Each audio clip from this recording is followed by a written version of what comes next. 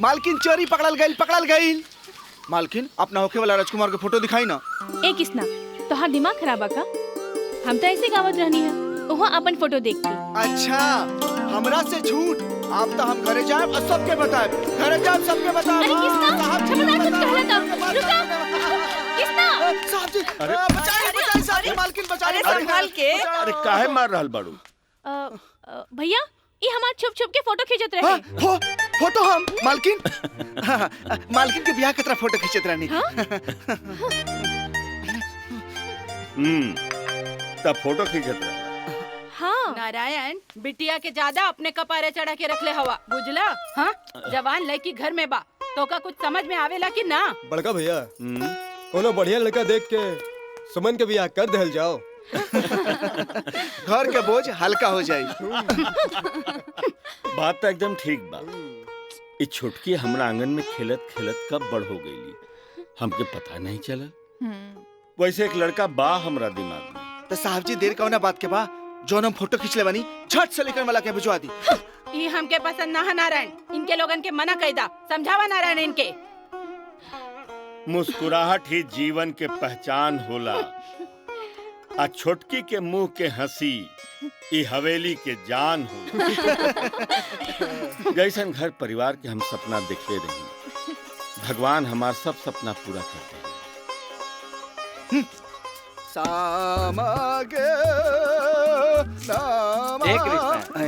ये का करत बड़े? रामू काका सब्जी काटा तानी। छोड़ा ये हमार काम बा तू जा यहाँ। अरे रामू काका बुढ़ापा में तू इतना काम करेला ये देख के हमरा अच्छा ना लागे रे। अच्छा बेटा तेरा अपना बारे में इतना अच्छा ख्याल बा। ठीक बा तू खाना बना दे हम जाता ना। ए रामू काका तू बुरा मान गई का ये तू ही बनावा हम चलता नहीं। है गोली बाबू हाइला दूध अब फटाक से पी जा। आज देखता नहीं तू कितना जल्दी दूध पिए तारा। चाचा अभी दूध पी के टाइम ना है। दूध मर दे खाए पिए के कोनो टाइम होला। ला ला ला, ला पी जा ना मर दे। लो चोचो कहेला अब बातों नहीं घमानत। का बात है चाचा आज बड़ा जल्दी में बाड़ा। अरे दिन भर हम कुदुक कुदुक के थक गइल बानी बुझला। जल्दी से काम निपटा के हम सूतल चाहत बानी। ला ला ला, ला पीला का बात जी हमार से वेल डन। चाचा वुल्डन नहीं वेल डन। अरे हाँ उहे मर्दे चला जल्दी से सूत जा। आओ वाह हमार काम बन गई। छोटी मालकिन इली गरम गरम चाय पी ली। केकर फोटो बनाओ तनी बुडवा में। एक बहुत बड़ स्टार की फोटो बनावता नी। अरे बनावही के बाद हमार फोटो बनाई। आवे वाला कल के हमरा से बड़ा स्टार केहू नहीं खेरी। अच्छा तो तू स्टार हवा। मालकिन हमार ऑटोग्राफ ले ली। हाँ। ना तो कल ऑटोग्राफ के लाइन में सबसे पीछे रहे रहुआ। अच्छा ठीक बा अब तू जा हमारा दिमाग मत खराब कर। हमके फोटो बनावे के बा। हाँ कलाकार के कोनो इज्जत नहीं।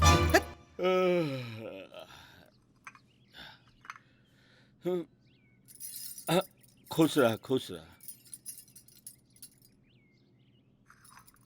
ला चाय पिया। का बात है रे मुंह काहे लटके बड़े? साहब जी हुए भोरे भोरे को कलाकार के इंसल्ट। हाइला अरे तू अपना दिमाग से फिल्मी बुखार उतार न तो कहीं के न रहबे। ई रउआ का कह देनी सवेरे सवेरे एगो कलाकार के दिल तोड़ देनी। साहब जी वो राघव भैया के 30,000 रुपया दे दी। टिप टॉप खरीदे के बाद। टिप टॉप? अरे वो लैपटॉप के टिप टॉप बोला समझ लू। अंग्रेजी में बीए कैले बाड़ लाबा उ डब्बा दा रोक। इली आइले ई का साहब जी? अरे सुमन खातिर गइल रही गहना खरीदे त तोहरो खातिर ले आइल बानी सोना की चैन। एक कप कोई चाय ना हमके देवे वाला है और हम डगर डगर इधर उधर घूमत हई। का बैल का की आपन सूरत या राजन भैया चाय रख दा मुड़ी पे नहीं रखबा। आज उठावे ना अइला वो कहा कि ठीक है ना भाईल। भोरे भोरे तोर मनुष्य शकल देखे नी तो आधा दिन खराब चला हमार। जाने आज तोहार पूरा दिन खराब जाए, पूरा दिन खराब जाए और 3 बार पूरा दिन खराब जाए। वो कैसे? कैसे कि तू अपन खुद के शकल जे शीशा में देख ले बड़ा। रुक ए गरम पानी भेज दिया। तू यहाँ बैठ के प्याज छीला, चाह ना बना के दे सकेला? हाँ? बतावता। हाँ तो रामू काका मलाई छाट के चूना मार के बुढ़िया काकी के चाय पेश खाई जाए। हाँ, मलाई छाट के और चूना मार के हमके चाय दिहल जाए और तोहके मलाई खियावल जाए। मुँह झौसू कहीं का काकी? मारब तोहर मुँह थोड़ा जाए। काकी काकी मलाई वाला चाय पियला से बुढ़ापा में सीना में कफ जम जाला। आज जब चूना जाई तो ओकरा के कतर कतर के बाहर निकाली। अरे कतर कतर के हम तोहके न कतर दे और मन तो करत के लकड़ी के नाई तोहके मरोड़ के चुलवा में फेंक दे। हाँ? ई शांति देवी ना कारे अशांति की देवी सरवा है। कौन शिकायत हमार करत हुए? अरे तोहरा देही में ललिता पवार अरे? शशिकला दोनों के आत्मा समाई बा। अरे मुँह झौसू कहीं का हम ए, तोहके मार के दिया तूर बुता दे। बुत भड़कल बा। भागत कहाँ बाड़े? प्रणाम भौजी। खुश रहा राघव बबुआ। जी। इला पैसा हाँ? हमरा मालूम बा कि तहरा बहुते काम बा। लैपटॉप खरीद लिया। लेकिन भौजी रउआ कैसे मालूम बा कि हमरा के लैपटॉप चाहिए? अरे वो बा ना सुई में पड़ल डोरा जे घर के सब मोतियन के पिरो के रखेला आपन किसना।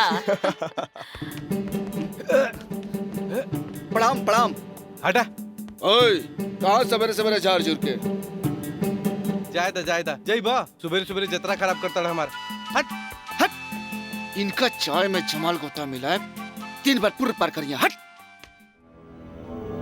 हाँ का भाई लगा था वो हरामजादा ठेकेदार के दिन भर गइल बा कि राजपुर में हमार हिस्सा देले बिना ठेकेदारी तो दूर वो यहाँ से जिंदा भी ना लौट सकेला। समझा दे ओकरा के, समझ जाई तो ठीक, अगर नहीं के समझत तो ठीक बा। हम ही आवत हैं पुलिया साइड पर, बच के जाए कहाँ साला हरामी। कपाली जा दोनों भाई साइड पर आ देखा का मैटर बा। चल कलुआ ए चल। क्या सने ई रहल हमार जायदाद के कागजात। रउआ ठीक से सोच ली, राघव जी के बिजनेस में काफी पैसा लग गइल बा। मैनेजर साहब, हमार बुढ़ापा के सहारा बारन हमार दोनों भाई। आज जब वो लोग कामयाब हो जाई तो हमरा कौन बात की चिंता बा। और रहल बात अगर कपड़ा फैक्ट्री में पैसा कम हो जाए तो हमार हवेली बान गिरवी रख दे। साहब जी रउआ घर गिरवी रख देम तो हमनी के रहल कहाँ जाई? अरे घर बेचा तानी थोड़े गिरवी रखा तानी। अकिसना जी जब कपड़ा फैक्ट्री बन जाई जी तई गांव के हर घर में खुशहाली आ जाए। समझ ले। हमरा के चाय ना देबे? साहब जी रउआ चाय पिए के ना खाना खाए के टाइम हो गइल बा। अरे बाकी मीटिंगवा तो खत्म कर ली। साहब जी खाना खिला के बादो तो मीटिंग हो सकता। पहले चली रउआ खाना खाए, हम झट से खाना लगाओ तनी। रउआ नौकर के सिर पर चढ़ा के रख ले बनी। के कहलत कि किसना हमार नौकर बा?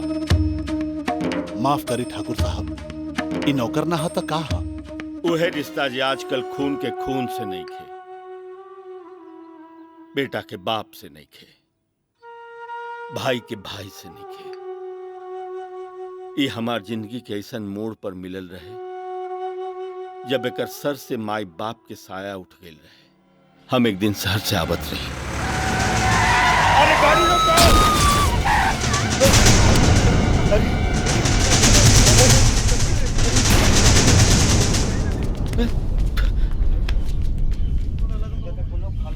अरे केकर बच्चा है भाई? 1 साल पहले एकर माई बाप एहिजे एक्सीडेंट में मर गई। गांव वाला खाना पीना दे देवेला, काहे कि अनाथ बच्चा है। आज से आज से ही बच्चा अनाथ ना रही और कृष्णा भी आज तक यही रिश्ता निभा रहल बा और हम भी निभा रहल बानी। हमरा के माफ करी। अच्छा तो ठाकुर साहब, अब हम चलत बानी, हमरा के इजाजत दी। 2-4 दिन के अंदर में ही रउआ के बैंक के चेक मिल जाई। अच्छा ठीक बा। प्रणाम। प्रणाम। बहुत मजा आयल ना। अरे ओहो, कितना बार कहने की तू लोग हमार खाना पर इंतजार मत कर। अरे तू लोग अब सियान हो गइल बाड़ा। बड़का भैया, सियान होगा का मतलब ई ना होला कि आदमी अपन परंपरा के झूठ कर देवे। काकी भूख जोर से लगल बा का? अरे बचवा लागल ह त का, पर इनके अइले बिना कैसे सब कोई खाना खाए। जियतानी हम तहरे आस में। हमार देवी देवता के प्रणाम। काहे मैडम, का टुकुर टुकुर ताकत तारू? हैं? सुजा, सुजा।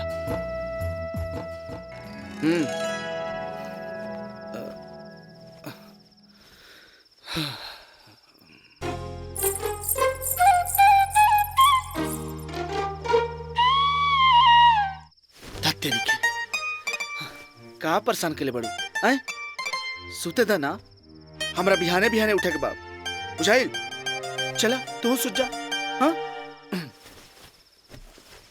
Good night.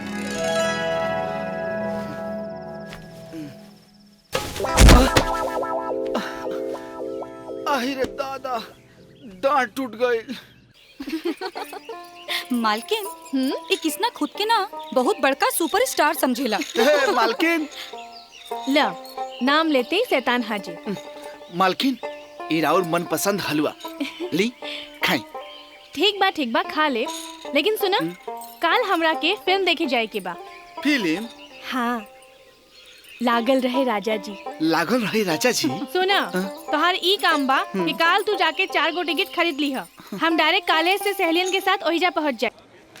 चलो भाई, ला जल्दी। 10 के 20, 10 के 20, 10 के 20, 10 के 20, 10 के 20, 10 के 20, 10 के 20, आगे वाला 10 के 20, 10 के 20, 10 के 20। लो जल्दी ला। 10 के 20, 10 के 20। अरे जल्दी करो, पैसा जल्दी दो। 10 के 20, 10 के 20, 10 के 20, 10 के 20। लविया 10 के 20, 10 के 20। अरे जल्दी पैसा। 10 के 20, 10 के 20, 10 के 20, 10 के 20, 10 के 20, 10 के 20, 10 के 20, 10 के 20। आगे वाला 10 के 20। अरे कितना बार कहने छूटा? किसना टिकट? हाउसफुल? किसना हमके टिकट चाहिए? मतलब चाहिए। ए सुमन, तू तो कालू हमार कृष्णा ऐसन बा। ई तो खाली डब्बा बा। टिकट चाहिए? ला 3 ठे पकड़ा। ए भाई साहब, 4 गो टिकट मिली? 4 गो का 8 गो ला। रुका, तनी कुछ रेट कम करो। अरे रेट का कम करी, तू कबू तो संगे संगे रोज फ्री में दिखाई रानी।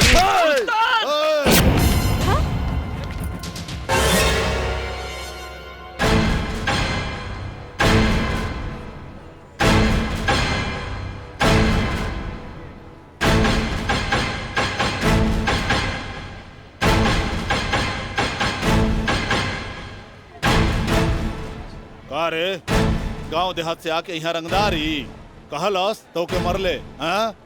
कहीं हम चुन लेनी तब?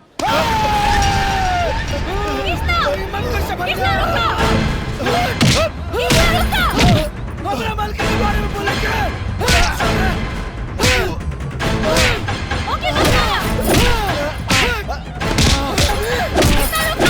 हमरा मालकिन के बोले ना, मालकिन नौवा के गलत बोलस। हमरा के ना चल से मार दे।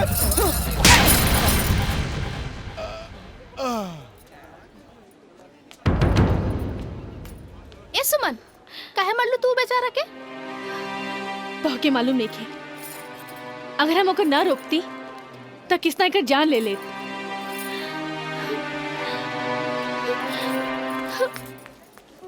जैसे चमके चंदनिया, चम चम चमके गोड़िया, चम चम चमके। अरे कृष्णा जी साहब जी। गाड़ी तो चमकता, कितना पूछबे? ई राउर मन पसंद जे हिया। आए आए चौधरी वीरेंद्र सिंह जी। ठाकुर साहब जय श्री राम जी की। जय श्री राम ठाकुर साहब। ऐसे अचानक रास्ता कैसे भुला गई? रउआ से मिले आए भीतर आए। आई बैठी जी। ठाकुर साहब हम रउआ के मुबारकबाद देवे के आइल बानी। मुबारकबाद? राउर फैक्ट्री के मंजूरी मिल गई है। अच्छा। हाँ। अरे कृष्णा, अरे जल्दी मुंह मीठा कराओ चौधरी साहब के। बहुत बढ़िया खुशखबरी लेके आइल बाड़न। मुंह तो हम मीठा करब, लेकिन अभी ना। अभी कहे ना? काहे कि एगो काम राउर मंजूरी के बिना अटकल बा। ठाकुर साहब, ऐसे तो लड़का वाला के लड़की वाला के यहाँ आवे के रिवाज नहीं खे, लेकिन हम इस बेबुनियाद बात के ना मानीला। हम अपन रवि के खातिर राउर सुमन के हाथ मांगे आइल बनी। अरे तो हमार सौभाग्य की बात बा कि हमार छोटकी राउर अंगना के शोभा बनी। सर जी, एक बार छोटकी मालकिन से तो पूछ ली। तोरा से पूछनी? हाँ। अरे मिठाई तो खाई। मिठाई तो हम खा ही ले ठाकुर साहब, लेकिन ये खुशखबरी घर पे जाके जल्दी सुनावे के बाद। अच्छा ठाकुर साहब, प्रणाम। अच्छा प्रणाम।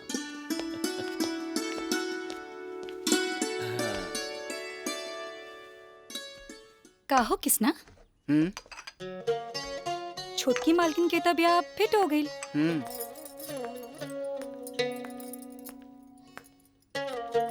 तो हार का इरादा बा? इरादा नेक बा। इससे बढ़ के खुशी की बात का हुई?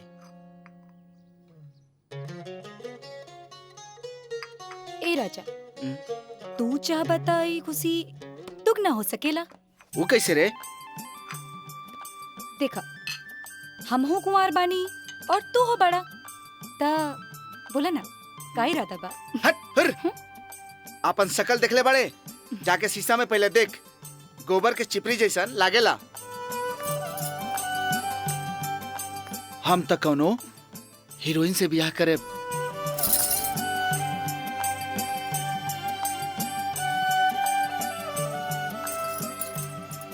तारा के यदि हीरोइन के सभी गुण हमरा में मिल जाई त तोरा में हीरोइन के गुण? हाँ। हट मुझे से। जंग बहादुर नाव है हमार। अरे तो हम कहिए तो सुनता नहीं, लेकिन आज तक उ ठाकुर दिन दुगनी रात चौगुनी तरक्की करता। ओकर आज तक कुछो ना कर पौला। जंग बहादुर जी, ठाकुर साहब के फैक्ट्री के मंजूरी मिल गई बा, और ये खुशी के दुगना करे खातिर चौधरी अपन बेटा के शादी ठाकुर के छोटकी बहन के साथ तय कर देले। ये काम के बात बा। ये काम के बात बा। यह काम के बात बा कपाली। जंग बहादुर नाम है हमार।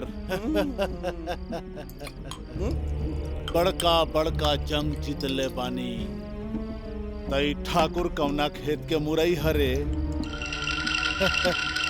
तबाही के ऐसन फसल उगाई कि ओकरा घर में लहरात खुशी हमेशा लाऊ खड़ जाई। ठीक है। ओकरा जिंदगी में खाली पतझड़ रही। इला बबुआ खाला। भौजी, का बात बा सुमन? भौजी कुछ पूछे के रहल। का पूछा? भौजी रवा की याद बा हमार सहेली गीता? सांझ के ओकर बियाह बा, हम जाई? अरे तो जा ना। बाकिर भौजी भैया के हम समझा दे। अच्छा भौजी जा। हाँ ठीक है, काम करो। मालिक आ गए। राम राम मालिक।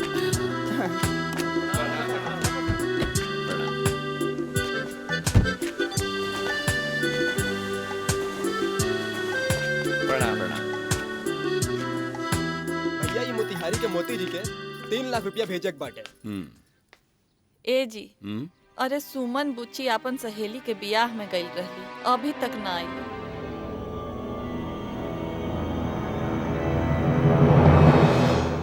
अरे में चिंता के कौन बात बात, शादी ब्याह के घर में देर सवेर होइए जाला।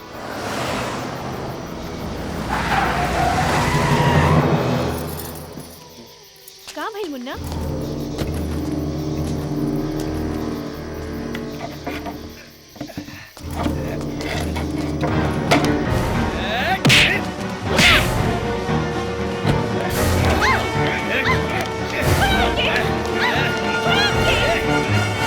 जी जा जाके सुमन के लिए जा। ठीक बा जाता नहीं। हाँ का बोलत रहला? जी भैया ई मोती जी के 3.5 लाख रुपया भेजक बा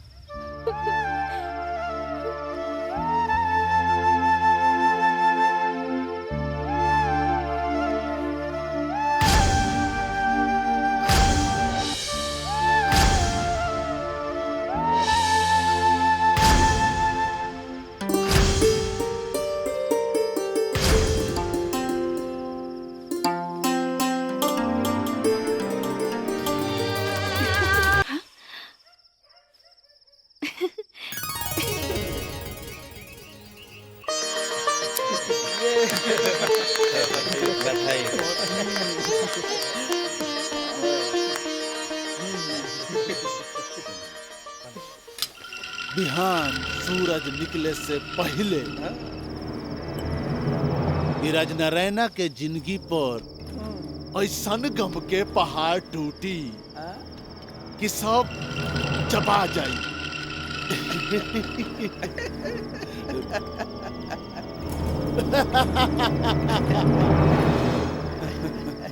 हऊ कहावत सुन ले बड़ा कि ना, जिए के ना मरे के हुकुर हुकुर करे के।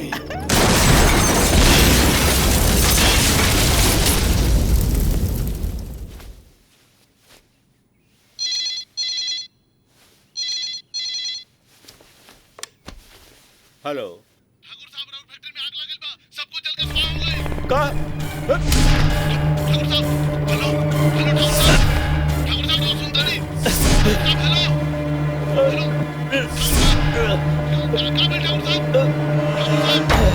देखिए रहुआ लोगन के घबराए की जरूरत नहीं खे, ई दवा मंगा ली।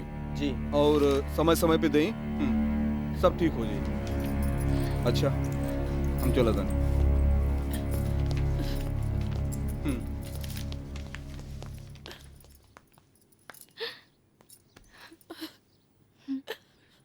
काकी जे भी भइल बड़ा बुरा भइल। हाँ काकी, ई बार हमनी के भैया के मदद जरूर करे के चाहिए। हाँ बिल्कुल ठीक, जरूर मदद करे के चाही। आपन मेल कारखाना कारोबार बेच दा, उनकर मदद कई दा, और तू लोग कटोरा लेके भीख मांगा। हमार का हमहू कोनो अंदिर मंदिर में बैठ के अपन पेट भर ले। रउआ ई का कहता नहीं काकी? ठीक कहत हई, हम तोहर सगी काकी हई, मैं भा महतारी ना हई, बुझला? काकी रहुआ कहे के मतलब कि बड़का भैया जौने हाल में बाड़े हमने की हुई हाल में छोड़ दी ही। अरे का बड़का भैया लगौले हुआ? अरे तू लोग खुद बड़ा हो गईला, अपन भविष्य के तोहे खुद सोचे देखे के चाही, बुझला? ठीक कहत बड़ू काकी, यदि भैया के हमनी के भविष्य के इतना चिंता रहत तो ई हवेली गिरवी कबो न रखतेन, और कबो ई भी ना सोचलेन कि हवेली ना रहे तो हमनी के कहाँ जाइब। ठीक है। तोहनी के बाद हमरा समझ में आ गई, बाकी का करे एक बार सब पता बा हमके। आई आई राजन बाबू आई। नमस्ते। विराजी विराजी प्रणाम। और मैनेजर बाबू रउआ कहे खड़ा बानी, रउआ बैठी। राजन बाबू रउआ हमरा घरे आईनी, ई तो हमरा ला बड़ा सौभाग्य के बात बा। ली चाय पीही। अरे एकर का जरूरत? बिस्कुट खाई चाय पीही। अरे रउए बहाने एक कप चाय हमरो के मिल जाई। वैसे अगर रउआ शाम ढलला के बाद आईती ना तो मजा कुछ औरो आई। अरे मैनेजर बाबू, अजी राजन बाबू के कबो हमरो महफिल में लेके आई। अरे नहीं नहीं, रउआ हमसे उम्र में बड़ा बानी, रोहरी महफिल में हमार कौन का। अरे राजन बाबू, अरे बड़ छोट कुछो नानू होला भाई। आ एक तरह से देखल जाओ तो बड़ उहे होला जे सबके एक समान एके नजर से देखेला। और वैसे भी राजन बाबू, हम काली कपाली आ रउआ में कौनो फर्क ना समझीला। ई तरह और बड़प्पन बा का मैनेजर बाबू? रउआ चिंता मत करी, राजन बाबू के लेके हम जरूर आई। ठीक बा, अब हमनी के चले के इजाजत दी। ठीक बा, लेकिन आयब जरूर। हाँ हाँ बिल्कुल। चलिए प्रणाम। बैठिए।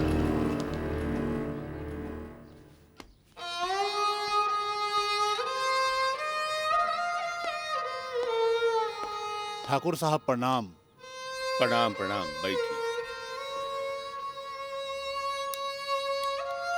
ठाकुर साहब, रउआ तो जाना तानी कि हम खाली बैंक में एगो मैनेजर हैं, बाकी हमरो ऊपर बहुत लोग बाड़न। रउआ सोचत हो कब की हमार पैसा डूब गए, बाकी ठाकुर राज नारायण सिंह के जवान पत्थर के लकीर बा। बैंक में हमार जमीन के कागज पड़ल बा, बात रहल इंस्टॉलमेंट के तो वो भी दिया जाए। राघव, राघव। हाँ भैया। जी भैया। इनका के 5 लाख रुपया दे दो। भैया इतना बड़ा रकम तो अभी ना हो पाई, काहे के सारा पैसा बिजनेस में इन्वेस्ट हो गइल बा, हाथ एकदम खाली बा भैया। ये रउआ का कहता नहीं राघव भैया? साहब जी रउआ लोगन के दौलत के समुंदर दे देनी, आज ओकरा में से 4 बूंद पानी मांगता नहीं, तरवा इनकार करता नहीं। ये अच्छा बात नहीं है राघव भैया। किसना नौकर बारे नौकर की तरह रहो, सर पे चढ़ के पेशाब करे की कोशिश मत कर। राघव, राघव, राघव।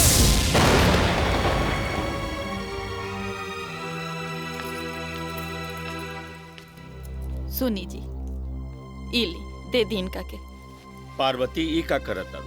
अब कुछ मत कहीं जी, अरे हमार तो सबसे बड़का गहना रउआ बनी। किसना जी मालकिन। इला दे दा।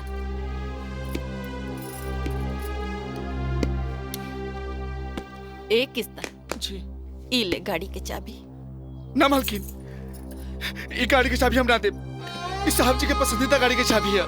कृष्णा, अरे जब सब कुछ बर्बाद हो गई तक गाड़ी रख के का करबे? दे दे। ना साहब जी, ये हम ना दे। दे दे। मालकिन। बगिया में दिले ठाकुर साहब प्रणाम। जिंदगी भइल बर्बाद। ठाकुर साहब, हम चौधरी वीरेंद्र सिंह बोलतानी।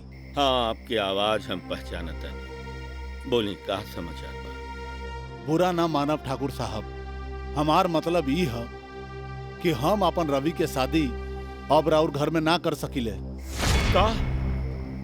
का करी ठाकुर साहब, हम मजबूर बानी।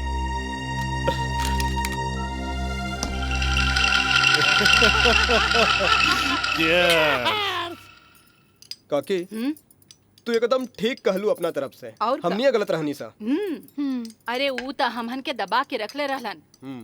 बुझाए नौकर है हमहन, सब कुछ हुकूमत उनकर। खा बाबू। काकी हाँ? इस साल तो बढ़िया फायदा होखे वाला बा। आई भौजी देखा ना कितना बढ़िया होखे वाला बा। बढ़िया तो हो ही की चाहिए ना। खाला यो लेला। वाह भैया, काल तक तो बड़का भैया के बिना क्यों खाना ना खात रहे, आज ये परंपरा कैसे टूट गई। ई कौनो जरूरी नहीं खे कि जे पहले होत रहा वो अभी भी होखे। हाँ, ऊ ना हता हमहन खाना वाना ना खाई का। ए जी चली न और खाना निकाल देता नहीं। ना हमरा भूख नहीं के। सुनी ना,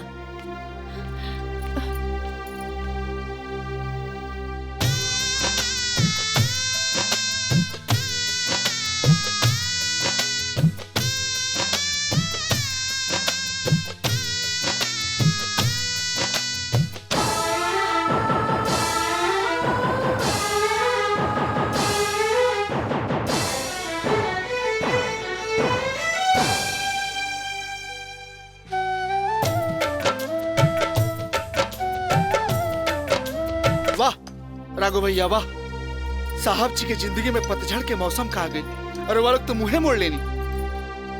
कृष्णा जा यहाँ से वरना अच्छा ना हुई। राघव भैया अच्छा हो सकता, बिल्कुल अच्छा हो सकता। इस समय मेरे वालों साहब जी के साथ मत छोड़ी। हम हाथ जोड़ के विनती करता नहीं, जौना पेड़ के तलारे वालों बचपन से जवान भैनी वो पेड़ के मत मुरझाए दी। अब तू सिखाइबे कि हमनी के तरह जेल जाई। छोड़ा जाय द, काहे दे कौड़ी के नौकर के मुंह लगात बड़ा। रजनी भौजी, हाँ हम तू कौड़ी के नौकर हई, लेकिन ये बात सच बा कि एक औरत घर के नरक बना सकेले और स्वर्ग भी बना सकेले। रजनी भौजी, ये आशीर्वाद के तू स्वर्ग रहे था, बुझलो ना? जबान संभाल।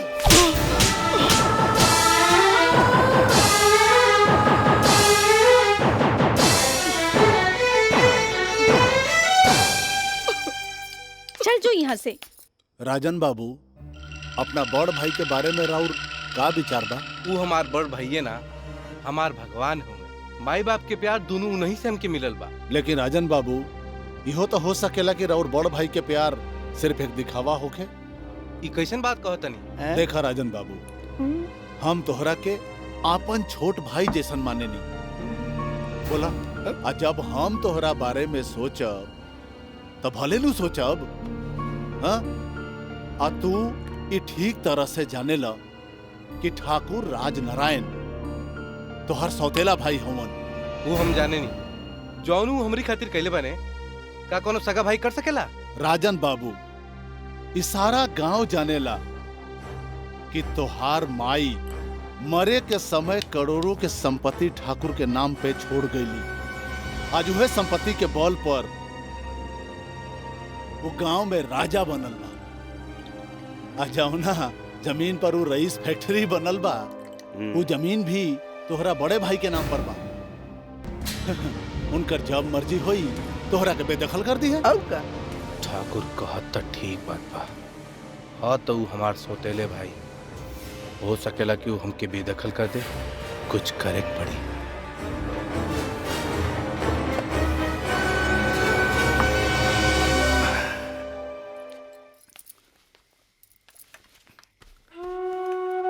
साहब जी, साहब जी, साहब जी खाना लेल बनी, उठी खा ली। हम तोहरा के एक बार कहनी ना, हमरा भूख नहीं खे।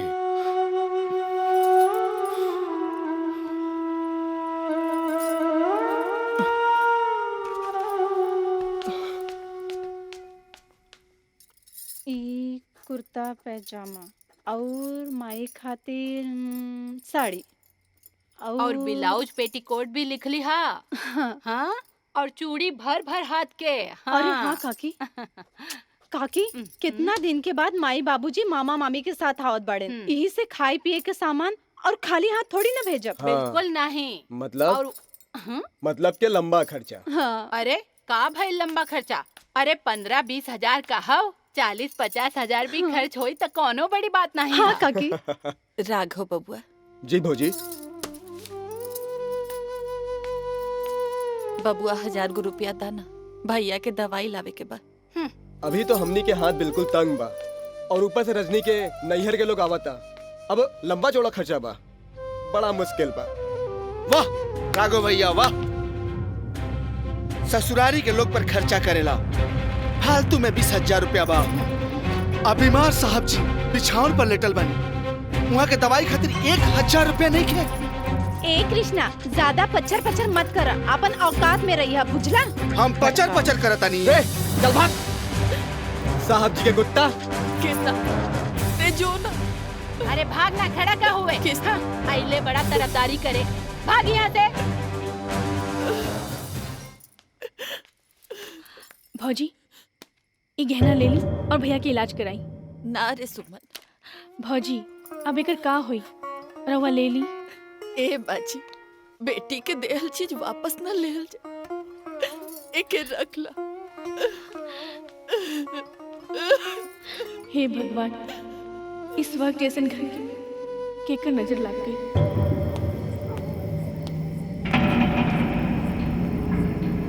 चैन के कितना मिली साहू जी? 2000 मिली एक। 2? हाँ 2। ठीक।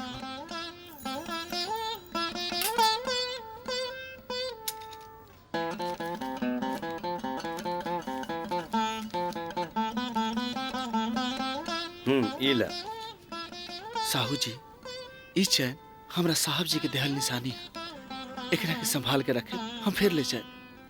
आपके बहुत बहुत एहसान हुई हमरा पर, प्रणाम। ठीक बा कृष्णा जी, हम एकरा बहुत संभाल के रखब। बहुत बहुत धन्यवाद। अरे हमार बेटी भोला मत बन, सीधे सीधे बताओ कि सुमन के गहना कहाँ बा? ठीक है कहा तानी, शुद्ध भोजपुरी में बोलता नहीं। अब चुपचाप बताइबे कि देख कृष्णा, हम तोहरा से आखिरी बार पूछा था, सच सच बता दे वरना। अरे एकरे जेबा में हाथ डाल के देखा, वही में रख ले होई। छोटी मालकिन हम राघव भैया ई क्या करता नहीं? ई कहा? हाँ अच्छा तो गहना बिक भी गई ना भोजी, वो तो चुप। एक तो चोरी ऊपर से सीना चोरी, सफाई देता है तू। अरे ई कुल का करत हुआ, पुलिस के बुलावा। ठीक कहत बाड़ू काकी, जब पुलिस आई ना, जब पूछी ना, तब बताई कि बाकी गहना कहाँ बा। भौजी का हम अपने घर में चोरी करें? अरे देखत का बाड़ा, पुलिस के बुलावा।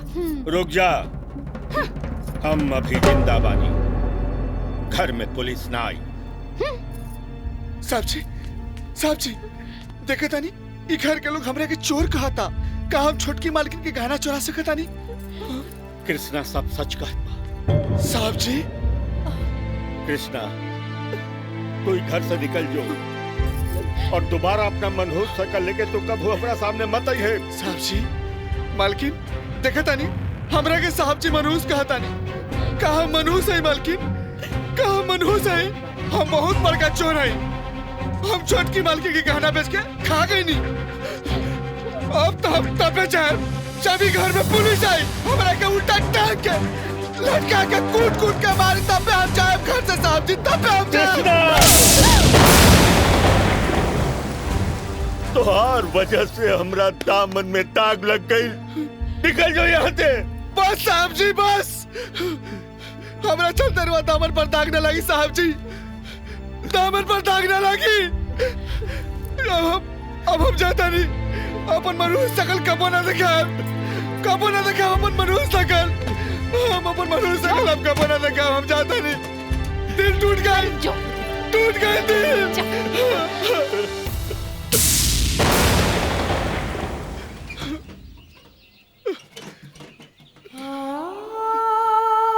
साहब जी जाता नहीं साहब जी। अरे कम से कम अपन शकल तो दिखा दी।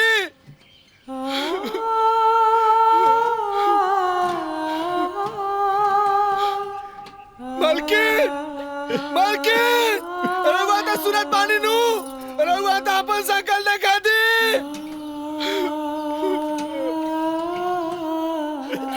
भैया अपने आप के संभालिए। अरे कृष्णा ये तोरा बात समझ में काहे नहीं के आवाज किते अनाथ हुए अनाथ अनाथ के तो 2 वक्त के रोटी मिल सकेला जिंदगी भर के साया ना मिले ना मिले। अब जाता नहीं आज के बाद हम अपन मनुष्य शकल ना देखे कब ना देखे। आज तो तारा पानी से उठ गए चल कृष्णा अब तो क्यों नहीं खे। सोनी रउआ कृष्णा के साथ ऐसन बर्ताव काहे कइनी? हमरा तनी को उम्मीद ना रहे कि रउआ कृष्णा के साथ ऐसन करे। आपन दिल पे हाथ रख के बताई का हमार कृष्णा चोर है? हमार कृष्णा चोरी कर सकेला? अब अहियो वक्त हो हमार कृष्णा के बुला लीजिए। ना पार्वती ना। अरे कृष्णा पर चोरी के इल्जाम नहीं थे। चोरी के इल्जाम हमरा ऊपर बा हमरा ऊपर। बाकी ओकरा बुलावल ठीक ना होई न तो ये लोग ओकरा के जिए ना दिए। ओकरा यही में भलाई बाकी हमनी के नजर से दूर हो जाए हमनी के नजर से दूर हो जाए।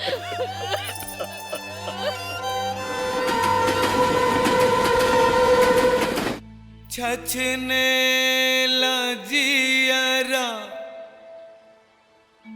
बरसे लखियां आवेला तो हर याद।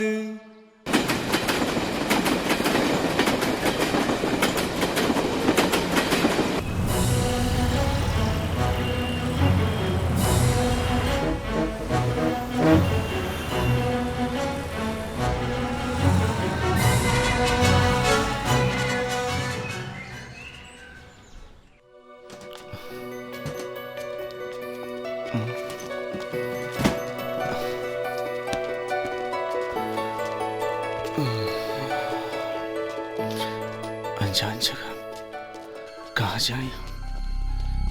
का वेंटीना? क्या भैया? ए किधर से आया है? अरे पेटी में एड्रेस लिखे ले भैया साला। तुम लोग साले चले आते यूपी बिहार से मुंबई में कोई जगह नहीं मिलता क्या? देखा भैया गाली मत दो। अरे पोपट बोलता भी है रे। ए मुंबई में काय को आया रे? काय को मुंबई आया? भैया ये हिंदुस्तान है। हिंदुस्तान में कहीं भी कोई भी जाके रह सकेला। मुंबई होके कलकत्ता होके दिल्ली होके चाहे यूपी बिहार होके। ए बेटी उठा। बाप के जागीर है का? चल ज्यादा आवाज नहीं करने का सीधा बैठने का भी। देखा भैया देखा। ए भाई पेटी दा हमार पेटी दा। कॉलर छोड़। देखा भैया हम कॉलर छोड़ देनी हमरा के माफ कर दो। हम झगड़ा करने की चाहते हमारी पेटी दे दा। हाँ हमारी पेटी दे दे जा भाई। पेटी मांगता है। उठा पेटी अगर तेरी हिम्मत है तो पेटी उठा। उठा पेटी जल्दी। देखे भैया उठा।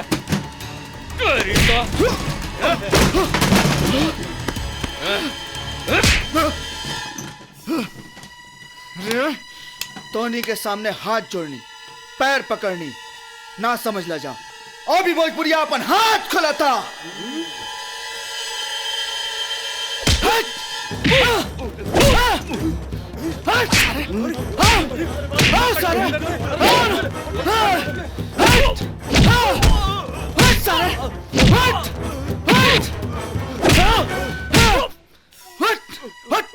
हाथ चला उतर ले।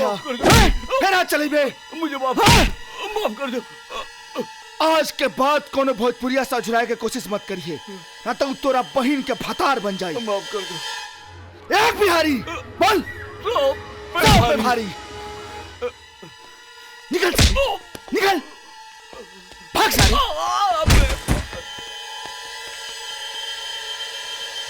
वाह, का बात है भैया, का बात है, का बात है। अरे भाई, ई बक्सा में ऐसन का बा कि तू तो मारकाट मचा दी हला। अरे भैया, ई बक्सा में हाँ। हमार जिंदगी बा। अच्छा, हमार भगवान बाड़े। ओहो, तो ऐसन बा कि तोहर भगवान खातिर आ तोहरे खातिर हमरे घर पे चला, जगह बाटे, चला घरे। घर पर? हाँ। हमरा के अपना घर पर कहा ले जाता रे भैया? अरे भाई, भोजपुरी भाषा मतलब बिहार, आ बिहार के हम बिहार के? हाँ। कौन जिला भाई? अरे धनबाद घर बा हमार। हाँ, अरे चला हो महाराज।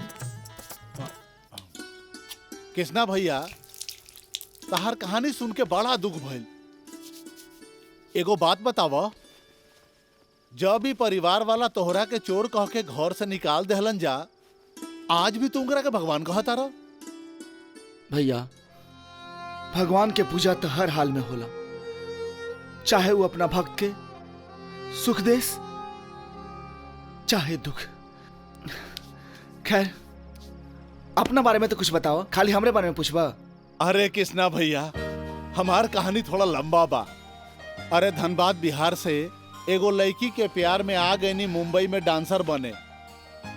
आ मेहनत करत करत आज कोरियोग्राफर हैं। ई कोरियोग्राफर का होला? कोरियोग्राफर तोहरो ही हाल बा। कोरियोग्राफर मतलब होला फिल्म लाइन में हीरो हीरोइन के डांस सिखावल। फिल्म लाइन में? हाँ। ए भैया, ई फिल्म लाइन में हमरो कोनो काम मिल जाई? अरे जब आइए गइल बाड़ा तो कोनो न कोनो उपाय लगा दे, पक्का। तो हम कब आई? काल्हे आजा, काल्हे तोरा के काम पे लगा दे। अच्छा भैया, ई तोहार खाना बड़ा बढ़िया लगल। हाँ हाँ। अच्छा, हम चलत हनी, इजाजत। अरे रे रे रे रे रे रे रे, कहाँ जेबे इतना रात के मुंबई शहर में? भैया, इतना बड़का शहर में कहीं ना कहीं कोनो ठिकाना तो मिलिए जाए। अरे रुका, ई खोली देखे में छोटा जरूर बा, मगर एमे दो आदमी के रहला में कोनो दिक्कत नहीं खे, बुझाइल? तोहारी खोली जरूर छोट बा, लेकिन तोहार दिल बहुत बड़ान बा। अरे ई भोजपुरिया के दिल ह, दिल दरिया, बाकी सब समुंदर। गलती से भी मिस्टेक ना हो सकत ह। अरे हाँ हो, यही रहा, राम धुनी रामायण, बाकी सब राम भरोसे।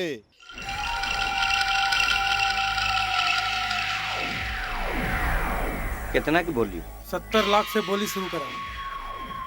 70 लाख एक, 70 लाख दुई और 70 लाख 75 लाख 75 लाख एक, 75 लाख एक, 75 लाख एक। केहू हा एक के ऊपर बोले वाला?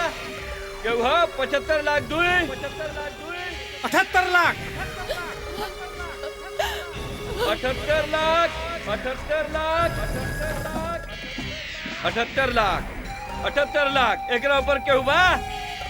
80 लाख 80 लाख 80 लाख एक, 80 लाख एक, 80 लाख दुई। एकरा ऊपर बा केहू बोले वाला? 85 लाख 85 लाख एक, 85 लाख एक। केहू बा एक ऊपर बोले वाला? 90 लाख 90 लाख एक, 90 लाख एक, 90 लाख दुई, 90 लाख दुई, 90 लाख तीन। आज से ये हवेली ठाकुर जंग बहादुर सिंह के भाई, जंग बहादुर सिंह के भाई, ठाकुर जंग बहादुर सिंह के भाई।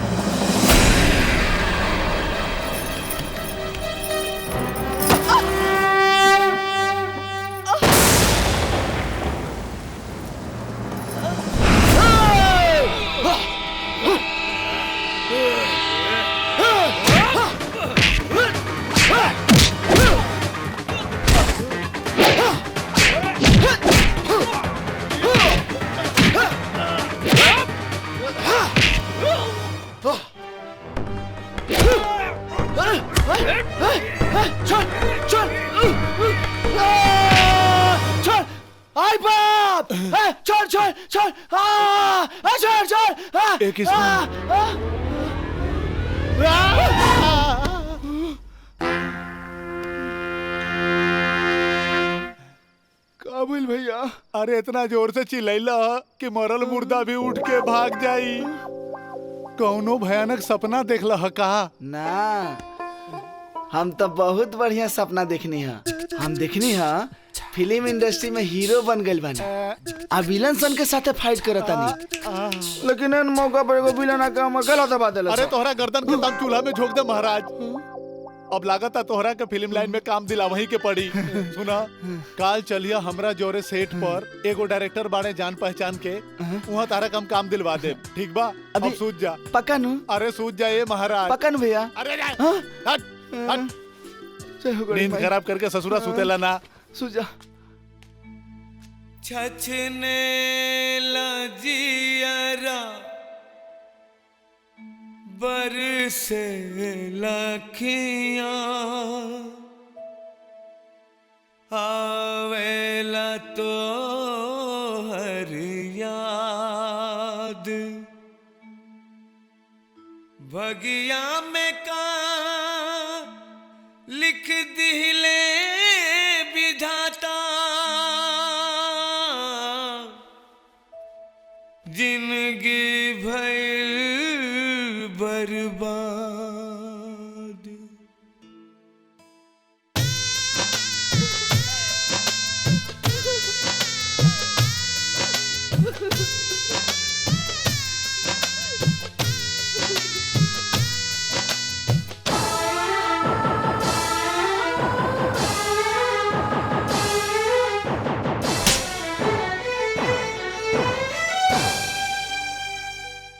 ठाकुर के बर्बादी के नाम पर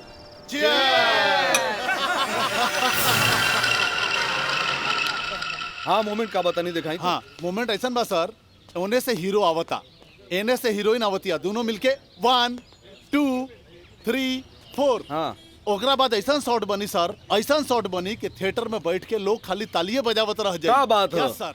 हाँ हे अमित, गाने के लाइन ले आओ तो। यस सर। सर चाय। चलिए सर। सर चाय लीजिए। सामने से हट, उधर जाओ। मुन्ना जी, हाँ। क्या हुआ, हीरो से बात हुई? हाँ बात बहिल बा। कब आ रहा है? आज ऊ ना आई, पार्टी में हो। सर नेक्स्ट सीन क्या लगा सर? अरे सरवा हीरो को तो पता नहीं है, तू रिक्वायरमेंट लेके चले ला।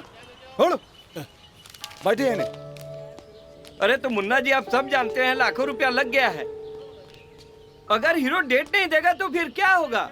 हमको तो रोड पे आ जाना पड़ेगा कटोरा लेके हाथ में। सर चाय। नहीं यार हटाओ, कुछ कीजिए मुन्ना जी प्लीज।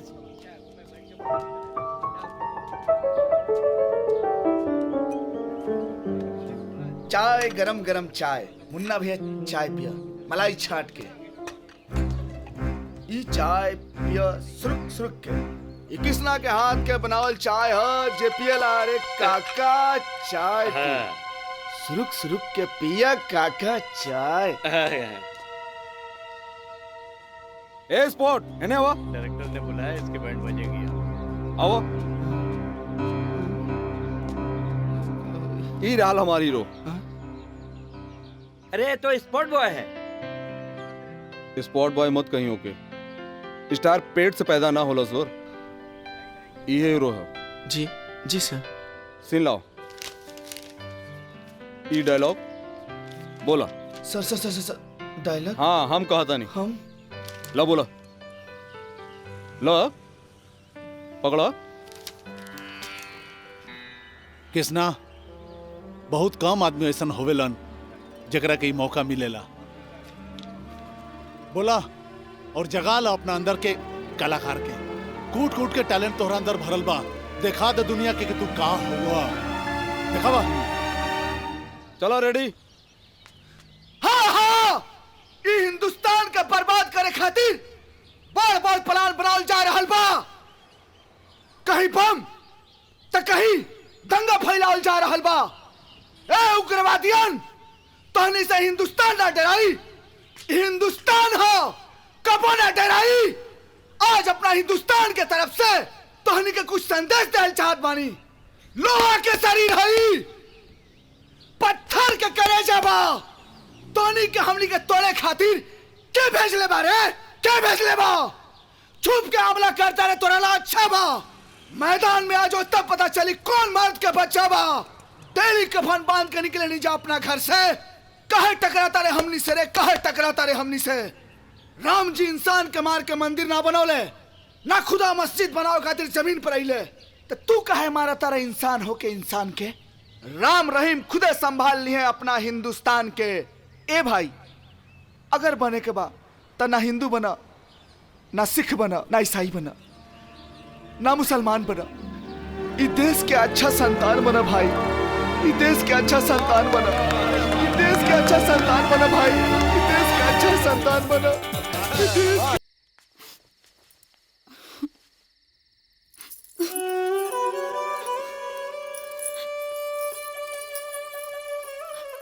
इधर आ बाबा, अब यही आखिरी बचल बा, एकरा के बेच के कुछ राशन पानी ले आवा। ठीक बा, पर एक बात के ध्यान रखिए बेटी कि मालिक के बात के पता ना चले के चाहिए। ठीक बा।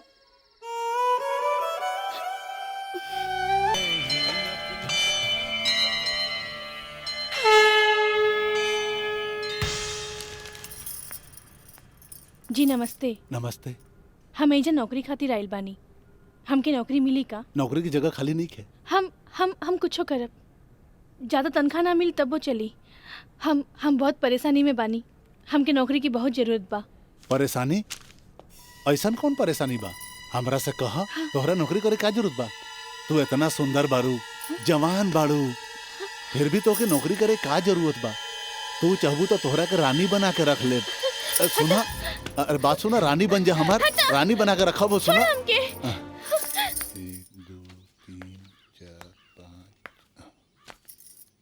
जी नमस्ते। नमस्ते नमस्ते। जी राउर राम प्रसाद जी बानी? बानी जी, हम राउर ऑफिस गेल रहनी और ये नोटिस पढ़नी कि राउर ऑफिस में नौकरी की जगह खाली बा। आओ बैठो बैठो बैठो। जी का नाम है तोहार?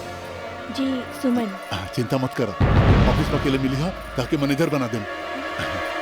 ये कहा? बैठो ना। ये का होता? ना कुछ नहीं किया, कुछ नहीं। अरे बाप रे, अरे बाप रे, हमारे पास सुनो। अरे भगवान, क्या होता? सुनो, बतिया तो चल निकल यहाँ से। सुनो भगवान, है पड़ता नहीं। चल भगाओ मत। अरे बड़ा मुश्किल से, अरे देखो नौकरी की जगह।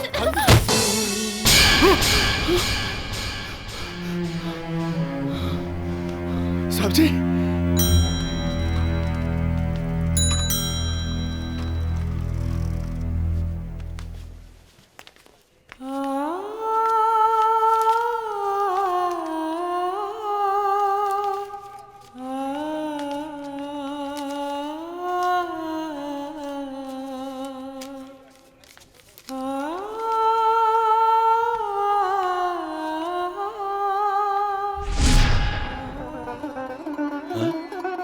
कृष्णा, कृष्णा, अरे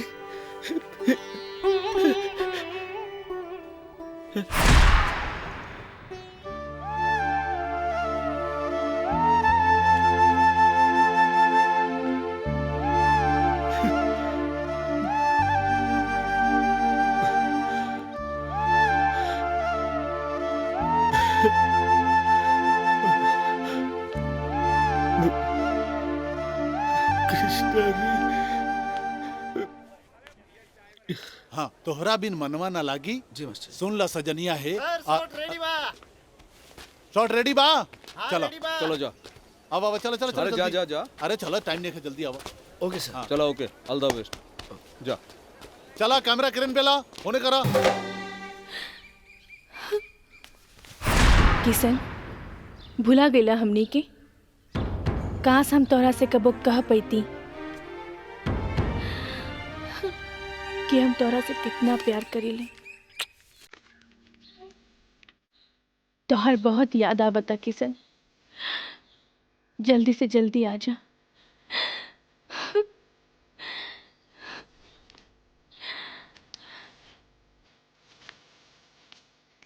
भगवान जा, मालिक पता नहीं कहाँ चल गई। हाँ बाबूजी। किसना? प्रणाम काका। अरे कहाँ चल गए लला? कृष्णा खुश रहा, खुश रहा। काका, साहब जी। अरे सब बर्बाद हो गई बेटा। बैठा बैठा सब बताओ थानी तरह के। काबिल काका? अरे बड़ा अनर्थ हो गई। कृष्णा बेटा, मालिक अपना आपके हमनी पर बोझ समझत रहना। वो यही से सुमन बेटी मालकिन के साथ न जाने कहाँ चल गईला। का अब तोहरे के कहीं से खोज के ले आवे के पड़ी। आखिर साहब जी कहनी तो कहाँ गए? हम साहब जी के ढूंढे साहब जी के।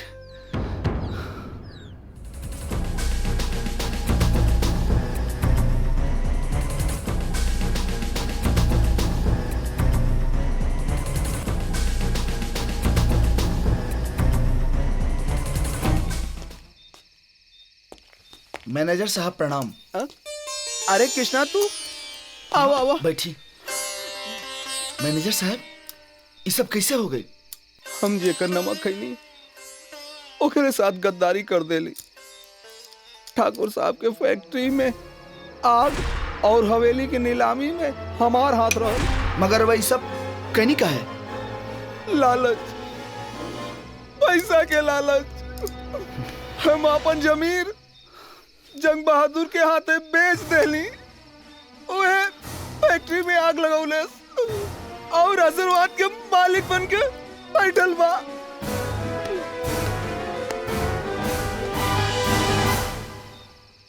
राम भरोसे जिंदगी के रंगमंच पर अब असल में एक्टिंग करे के समय आ गइल बा।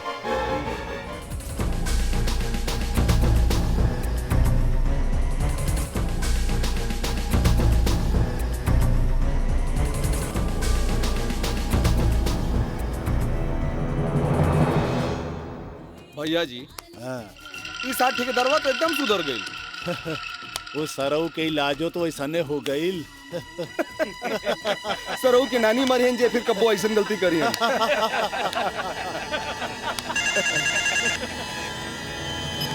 हेलो, गुड मॉर्निंग जंग बहादुर सिंह जी। यार इंग्लिश मत छाड़। के बोलता रे? एक खरीदार तोहरा पास जो आशीर्वाद हवेली बा, हम ओकरा के खरीदल चाहत बानी। हम बेचम तब नु। काहे ना बेचब? काहे कि हवेली जंग बहादुर सिंह के जीत के निशानी है। जंग बहादुर सिंह जी, जीत कब हार में बदल जाए पता भी ना चलेला। का मतलब?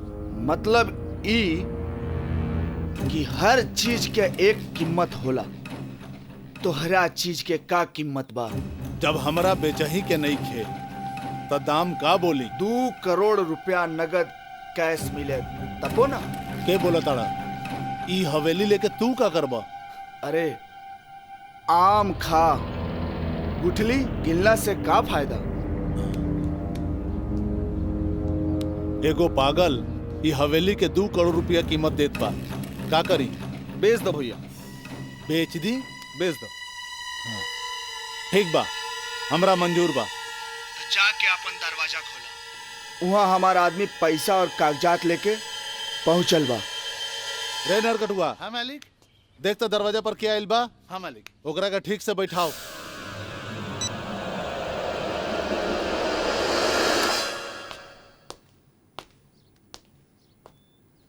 प्रणाम प्रणाम ठाकुर साहब। हमरा के राम भरोसे कहल जाला। और ये रहल राउर 2 करोड़ रुपया। वाह, ठीक बा ठीक बा। और ये रहल कागजात, कोर्ट के कागजात। हाँ, और एकरा के हाँ यहाँ पे साइन कर। अच्छा।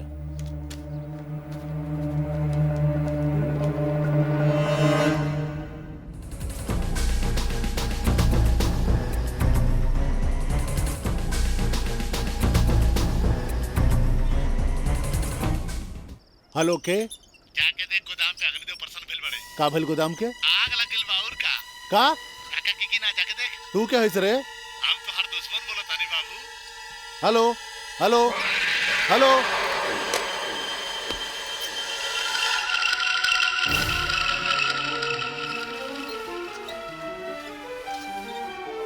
चल।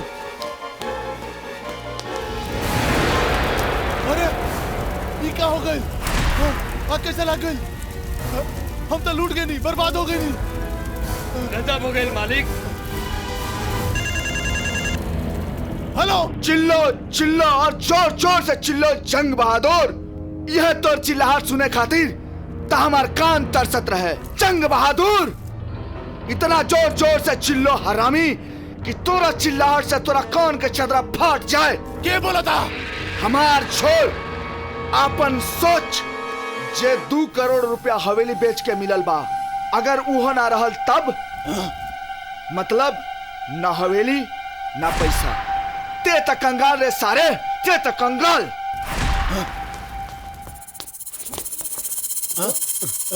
अरे रे उठ, पैसा वाला बैग कहाँ बा? सब लूट के ले गए।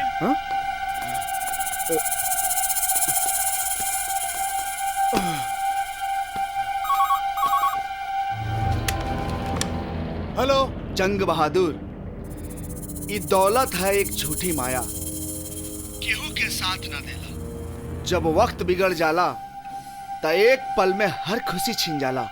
के बोला ताड़े? बस एक बार अपन नाम बता दे खाली। ठाकुर श्री राज नारायण प्रताप सिंह।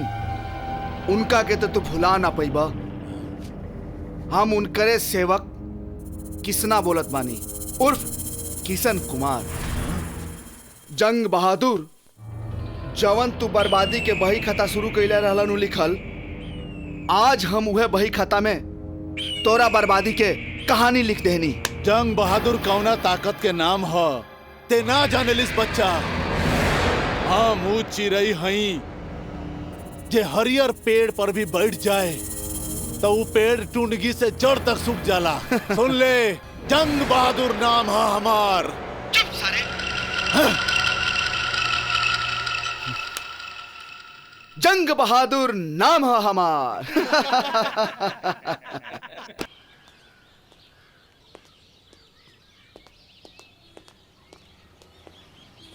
राजन, हाँ? ये जंग बहादुर तो बहुत बदनामी करस। सारा पैसा हड़प लेस हमनी के। आप भाइयों की नजर में हमनी की गिरा देलस। हाँ।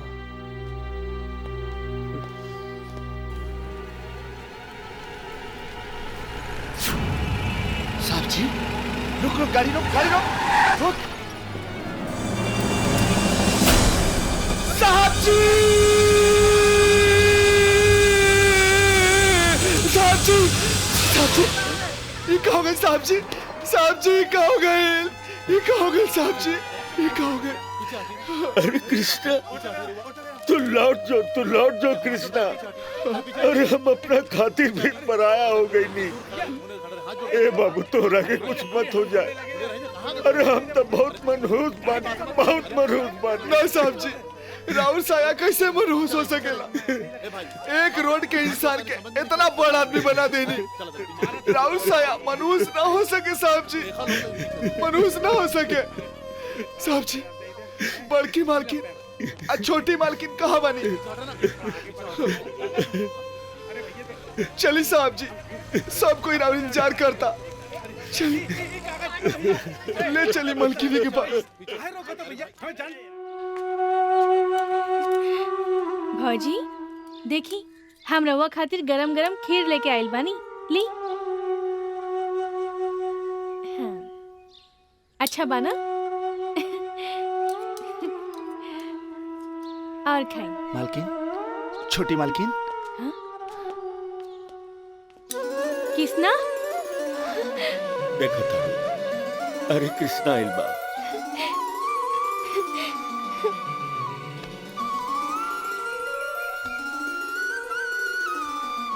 मालकिन, हम आ गए नहीं मालकिन, अब सब ठीक हो जाए। कुछ बोलत कहने की मालकिन। मालकिन, बोली ना मालकिन, बोली ना मालकिन। हम आ गए नहीं मालकिन, बोली ना मालकिन। राहुल किसना आ गए मालकिन, राहुल किसना आ गए मालकिन, बोली ना मालकिन। किसना? भौजी,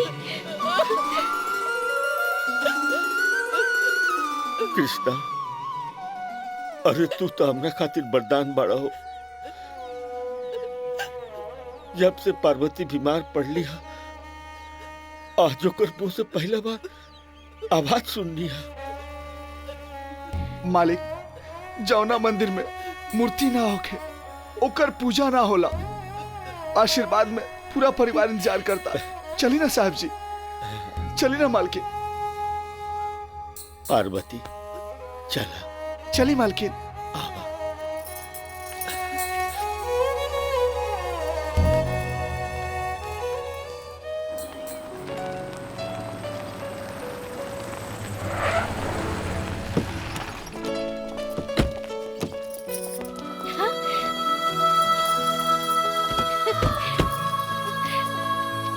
भैया। कृष्णा। जी साहब जी। अरे इता हम सपनों में ना सोचले रही कि हम अपन जलल फैक्ट्री के दोबारा सही सलामत देख सकब। साहब जी इ तो सब रउरे आशीर्वाद से बा।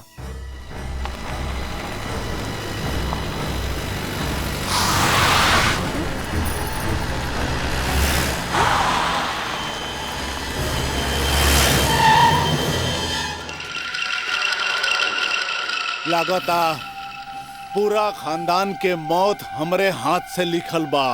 मुद्दई लाख बुरा चाहे तो का होखेला, वही होखेला जे मंजूरे खुदा होखेला। हम एक बार तोहरा के पहले भी बता देले रही कि ठाकुर राज नारायण प्रताप सिंह के मारे वाला भी पैदा नहीं के भाई। देखत का बड़ा सन मारा सन चढ़ के।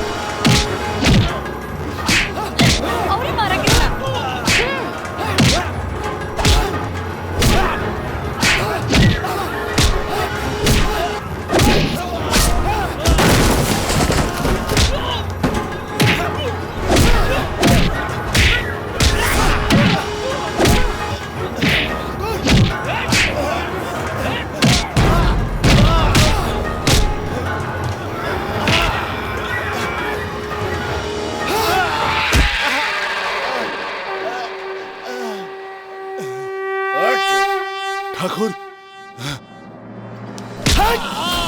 कुत्ता।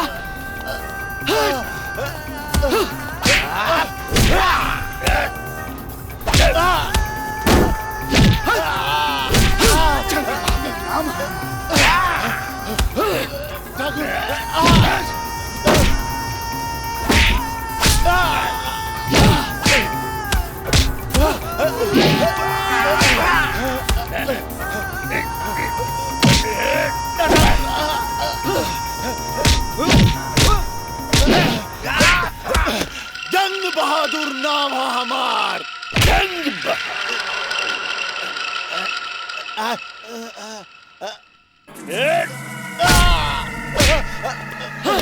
हरामी का नाम है? अब सुनाई दे रहा बा। सुनाई पड़ता हराम के। निकल बे, चल। ए कृष्णा, छोड़ दे हमरे भैया के, ना तो तोरा साहब के भाई को उड़ा दे। ओ काली, उठा भैया, मारा सारन के। जंग बहादुर नाम है हमार।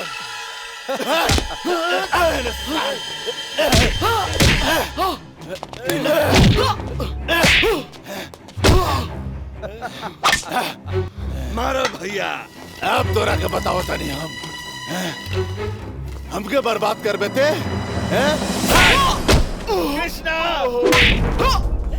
दरिंदा छोड़ दे, मार नहीं कृष्णा। बैठाओ साली के गाड़ी में। चलो भैया, भैया, भैया। कृष्णा, कृष्णा,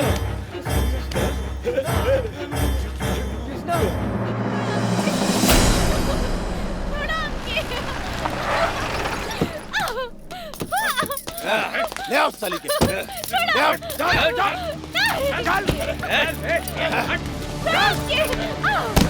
ना भैया, ऐसा करो, करो। के बताई तो के हैं? ए जन बहादुर हमरा के छोड़ दो ना तो हमार कृष्णा आई ना तोरा की जान से मार दी।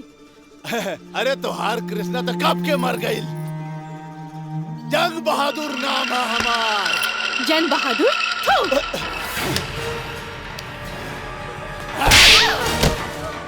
कृष्णा कृष्णा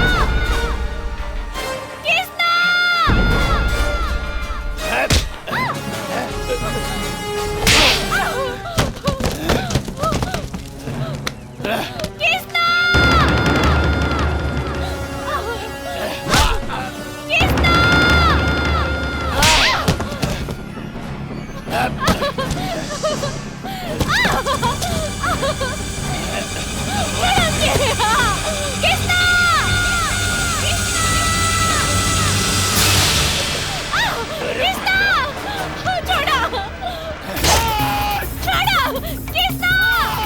नखरा छोड़ दे। मान जाओ।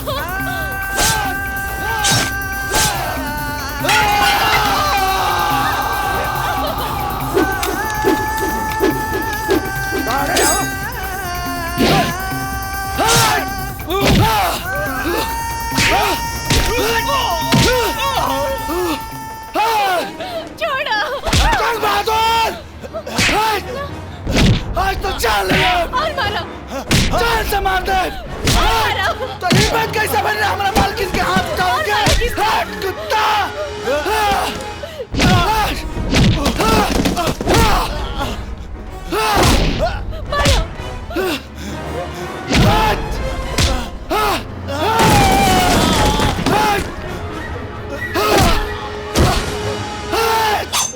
आज तुझे का चाल से मार दे। एकर गंदा खून से तू अपना हाथ मत रगा। देख हरामी देख हमरा साहब जी के कि तोरा जैसन हरामी के माफ कर देनी। एगो ते एकरा के कहल जला भगवान और तोरा जैसन हरामी के कहल जला हैवान।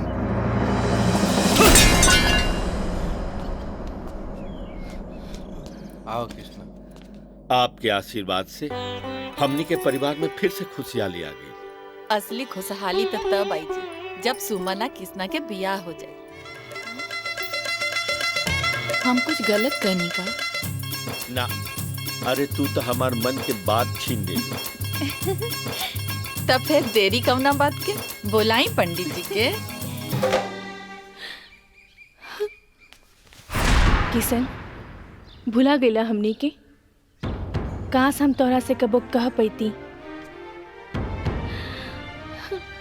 कि हम तोरा से कितना प्यार करीले। तोहर बहुत याद आवता किशन। जल्दी से जल्दी आ जा।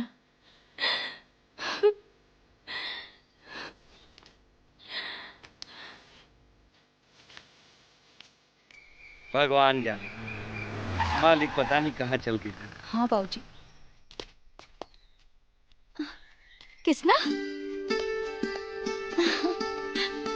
प्रणाम काका। अरे कहाँ चल गए लोला कृष्णा। खुश रहा खुश रहा। काका साहब जी। अरे सब बर्बाद हो गई बेटा। बैठा बैठा सब बताओ थानी तरह के। काबिल काका। अरे बड़ा अनर्थ हो गई कृष्णा बेटा। मालिक अपना आपके हमनी पर बोझ समझत रहना। वो यही से सुमन बेटी मालकिन के साथ न जाने कहाँ चल गई।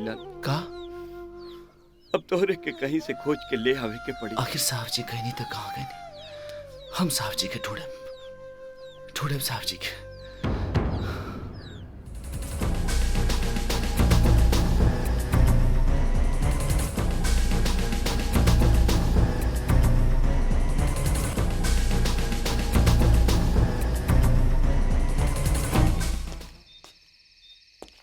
मैनेजर साहब प्रणाम।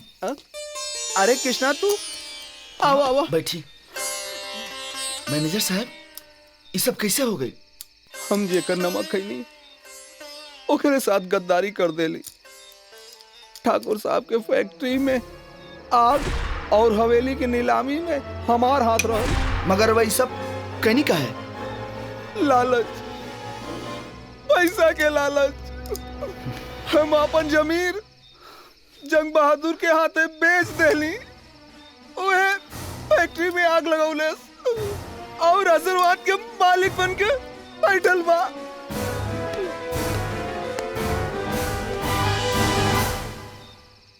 राम भरोसे जिंदगी के रंगमंच पर अब असल में एक्टिंग करे के समय आ गइल बा।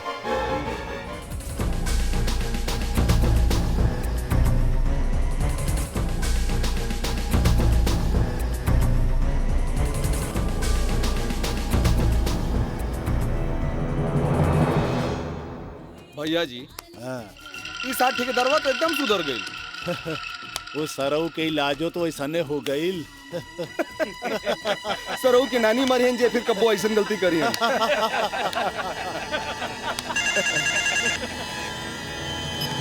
हेलो, गुड मॉर्निंग जंग बहादुर सिंह जी। इंग्लिश मत छाड़, के बोलता रे? एक खरीदार तोहरा पास जो आशीर्वाद हवेली बा, हम ओकरा के खरीदल चाहत बानी।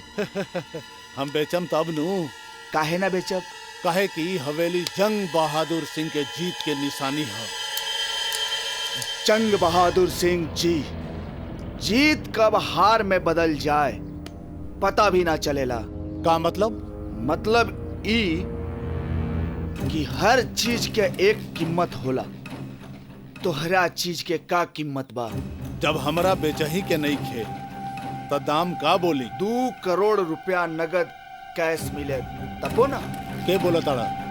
ई हवेली लेके तू का करबा? अरे आम खा, गुठली गिलना से का फायदा? एगो पागल ई हवेली के 2 करोड़ रुपया कीमत देत बा, का करी? बेच दो भैया। बेच दी? बेच दो। हाँ। ठीक बा, हमरा मंजूर बा। तो जाके अपन दरवाजा खोला। वहाँ हमारा आदमी पैसा और कागजात लेके पहुंचल बा। रे नरकटुआ। हाँ मालिक। देख तो दरवाजा पर क्या आइल बा। हाँ मालिक। ओकरा का ठीक से बैठाओ।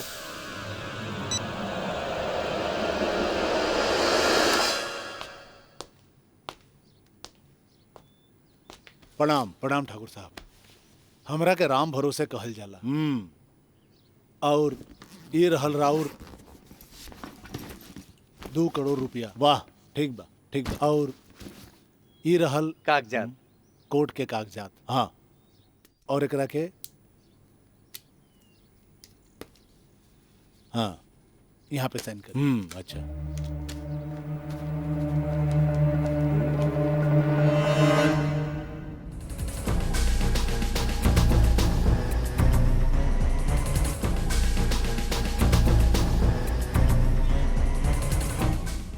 हेलो के जाके देख गोदाम पे अग्नि देव प्रसन्न भेल बड़े। का भेल गोदाम के? आग लगल बा। और का काका की ना जाके देख। तू क्या है रे? हम तो हर दुश्मन बोलो तानी बाबू।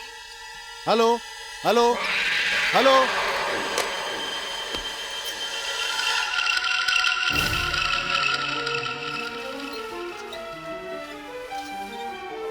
चल। अरे ये क्या हो गई? आग कैसे लग गई? हम तो लूट गए नहीं, बर्बाद हो गए नहीं। गजब हो गए मालिक। हेलो, चिल्लो चिल्लो और जोर जोर से चिल्लो जंग बहादुर। यह तो चिल्लाहट सुने खातिर ता हमार कान तरसत रहे। जंग बहादुर, इतना जोर जोर से चिल्लो हरामी कि तोरा चिल्लाहट से तोरा कान के चदरा फाट जाए। के बोला था? हमार छोड़, अपन सोच। जे 2 करोड़ रुपया हवेली बेच के मिलल बा, अगर उहो ना रहल तब मतलब ना हवेली ना पैसा। ते तक कंगाल रे सारे, ते तक कंगाल।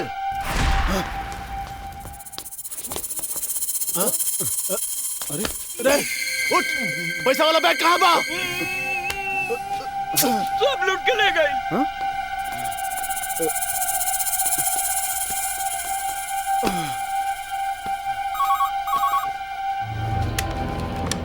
हेलो जंग बहादुर, ये दौलत है एक झूठी माया, केहू के साथ ना देला। जब वक्त बिगड़ जाला तो एक पल में हर खुशी छिन जाला। के बोला ताड़े? बस एक बार अपन नाम बता दे खाली। ठाकुर श्री राज नारायण प्रताप सिंह। उनका के तो तू भुला ना पैबा। हम उनकरे सेवक किसना बोलत बानी, उर्फ किशन कुमार। जंग बहादुर जवन तू बर्बादी के बही खाता शुरू कैले रहलन लिखल, आज हम वह बही खाता में तोरा बर्बादी के कहानी लिख देनी। जंग बहादुर कौना ताकत के नाम ह ते ना जानेलिस बच्चा। हम ऊ चिड़ई हई जे हरियर पेड़ पर भी बैठ जाए तो वो पेड़ टुंडगी से जड़ तक सूख जाला। सुन ले, जंग बहादुर नाम है हमार। चुप सारे। जंग बहादुर नाम है हमार।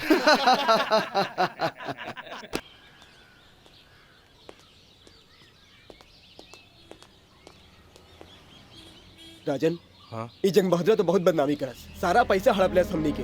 आप भाइयों की नजर में हमनी के गिरा देहलस। हाँ।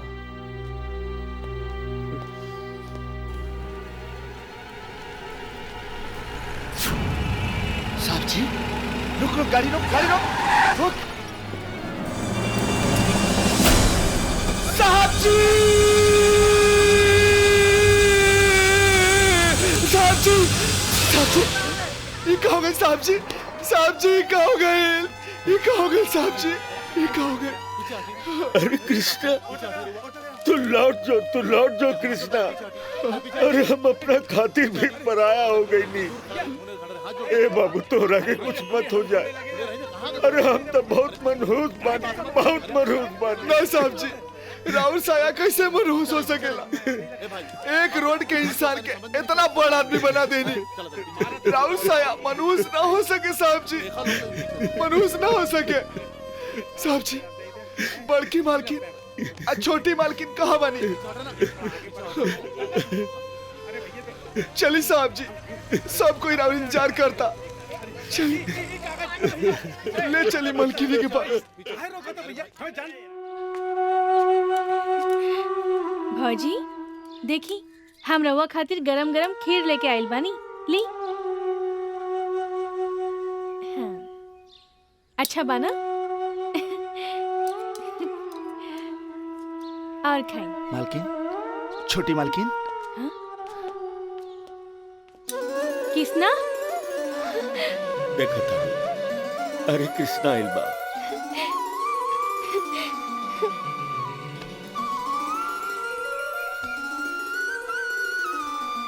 मालकिन, हम आ गए नहीं मालकिन, अब सब ठीक हो जाए। कुछ बोलत कहने की मालकिन। मालकिन, बोली ना मालकिन, बोली ना मालकिन। हम आ गए नहीं मालकिन, बोली ना, बोली ना मालकिन। राहुल किसना आ गए मालकिन, राहुल किसना आ गए मालकिन, बोली ना मालकिन। किसना? भौजी कृष्णा, अरे तू तो हमरा खातिर वरदान बड़ा हो। जब से पार्वती बीमार पड़ लिया, आज ओकर मुंह से पहला बार आवाज सुननी है। मालिक, जौना मंदिर में मूर्ति ना होके ओकर पूजा ना होला, आशीर्वाद में पूरा परिवार इंतजार करता है। चली ना साहब जी, चली ना मालकिन। पार्वती, चला। चली मालकिन।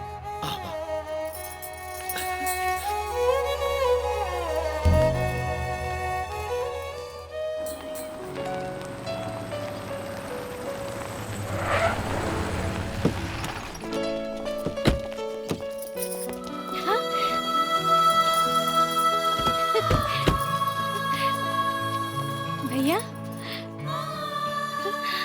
कृष्णा जी साहब जी।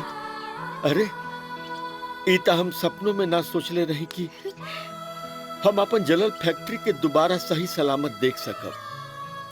साहब जी, इ तो सब रउरे आशीर्वाद से बा।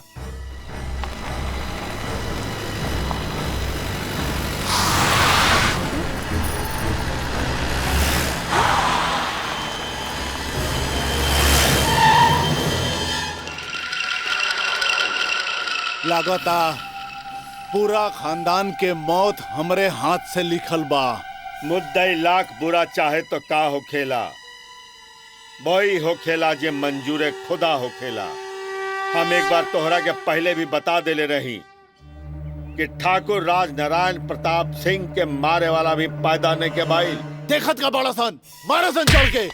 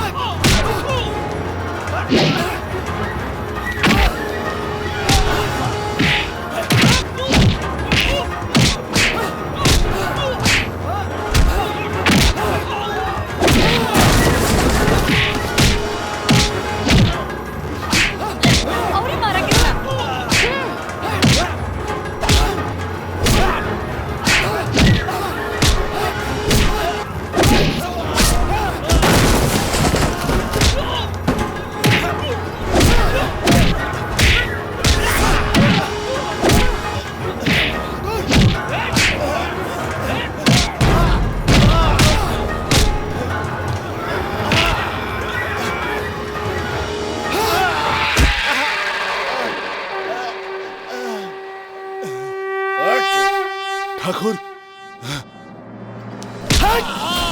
कुत्ता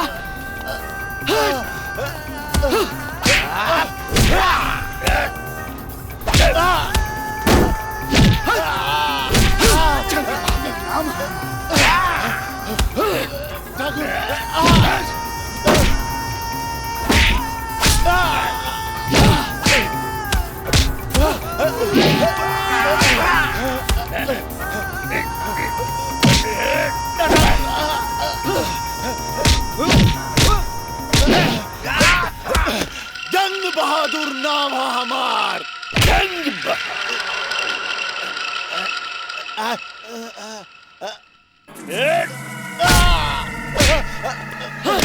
हरामी क्या नाम है रे? अब सुनाई दे रहा बा। सुनाई पड़ता हराम के। निकल बे चल। ए कृष्णा छोड़ दे हमरे भैया के, ना तो तोरा साहब के भाई को उड़ा दे। काली उठा भैया मारा सारन के। जंग बहादुर नाम है हमार।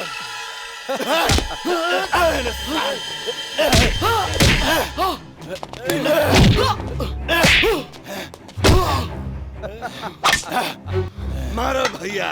अब तोरा के बताओ तनी हमके बर्बाद कर बेते। कृष्णा छोड़ दे मान नहीं कृष्णा।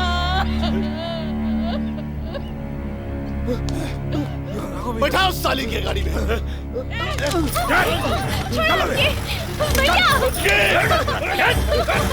भैया भैया कृष्णा कृष्णा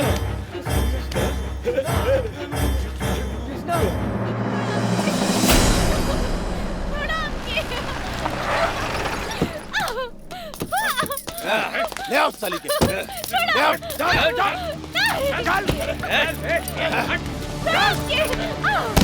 ना भैया ऐसा करा करा।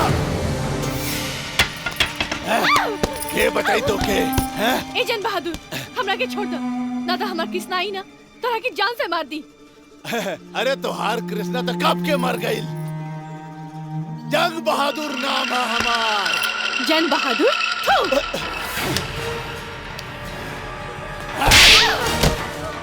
कृष्णा कृष्णा कृष्णा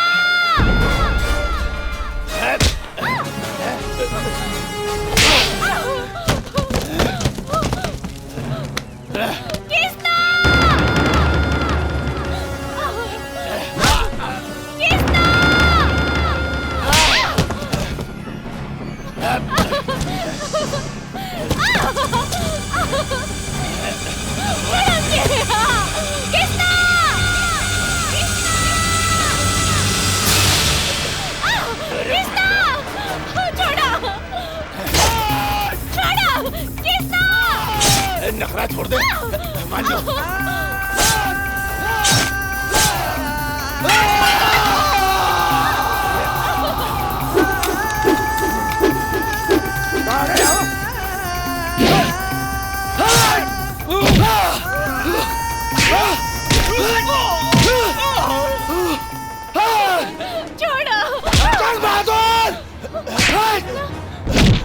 चल और मारो चल से मार दे तो हिम्मत कैसे बन रहा हमारा मालकिन के हाथ काट के हट कुत्ता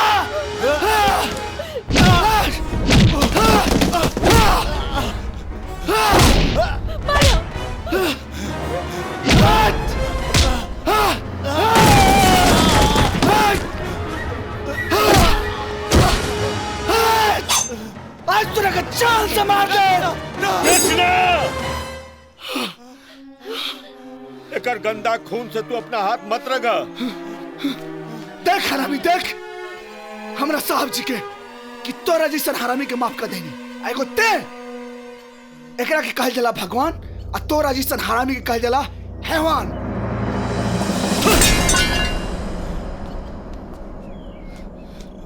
आओ कृष्णा। आपके आशीर्वाद से हमनी के परिवार में फिर से खुशहाली आ गई। असली खुशहाली तब आई जी जब सुमना कृष्णा के बियाह हो जाए। हम कुछ गलत करनी का ना, अरे तू तो हमार मन के बात छीन दे।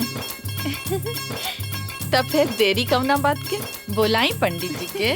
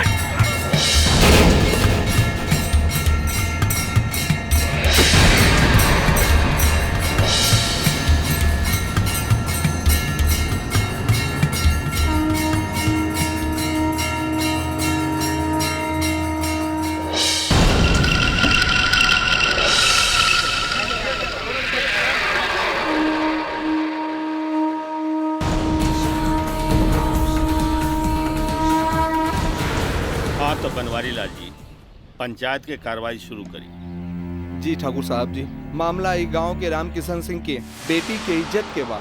ठाकुर जंग बहादुर सिंह के भाई कपाली राधा की इज्जत लूट ले बा।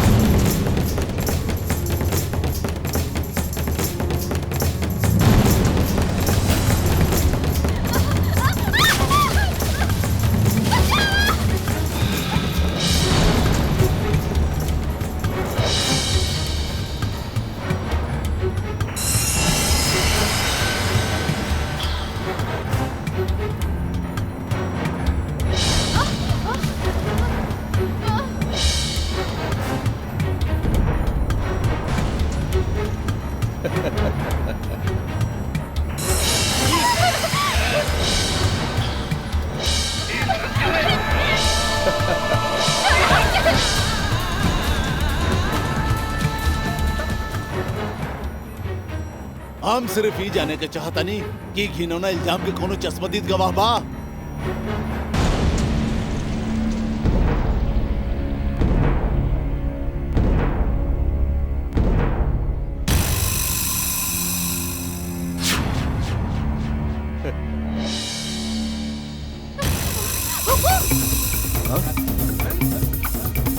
हम है चश्मदीद गवाह।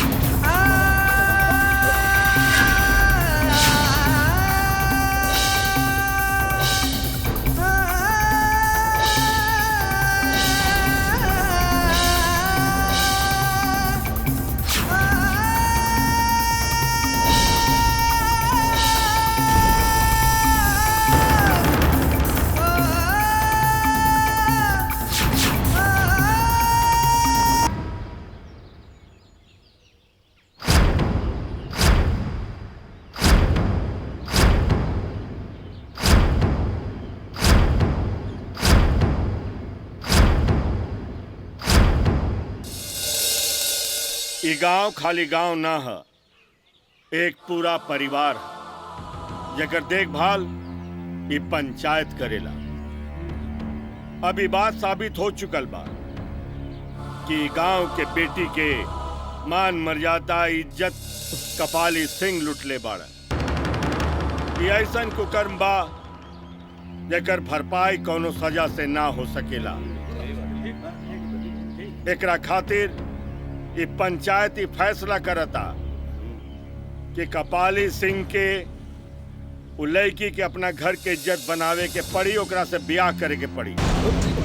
और ये पंचायत ही हो फैसला करता कि अगर वो लड़की के कौनो तरह के परेशानी एकरा घर में भई तब ठाकुर जंग बहादुर सिंह के पूरा परिवार के हुक्का पानी ई गांव में बंद कर दिहल जाई।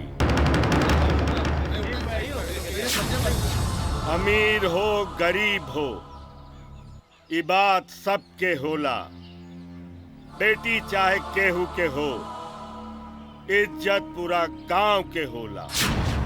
आज तक हमार के बर्बादी भइल उस सब के कारण ठाकुर बा। पिछला इलेक्शन में हम हारे वाला ना रही, लेकिन ये ठाकुर के वजह से हमारा जीत से हाथ धोवे के पड़ गई।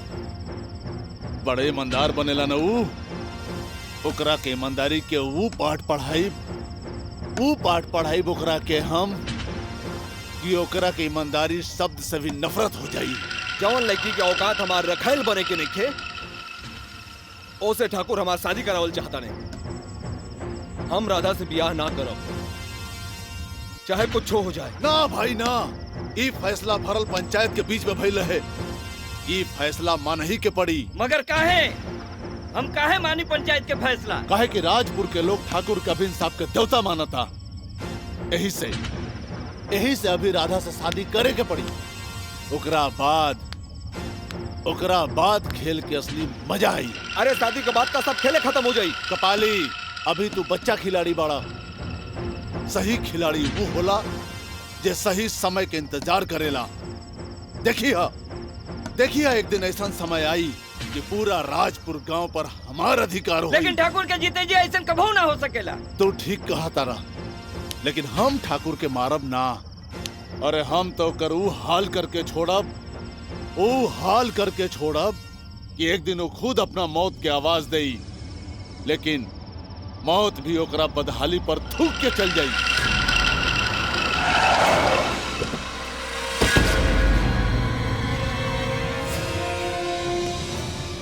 के हो भाई तोरा का है? हमरा से कुछ ना भय, लेकिन तोरा के जरूर है ठाकुर साहब। तनिक नजर घुमा के देख ल।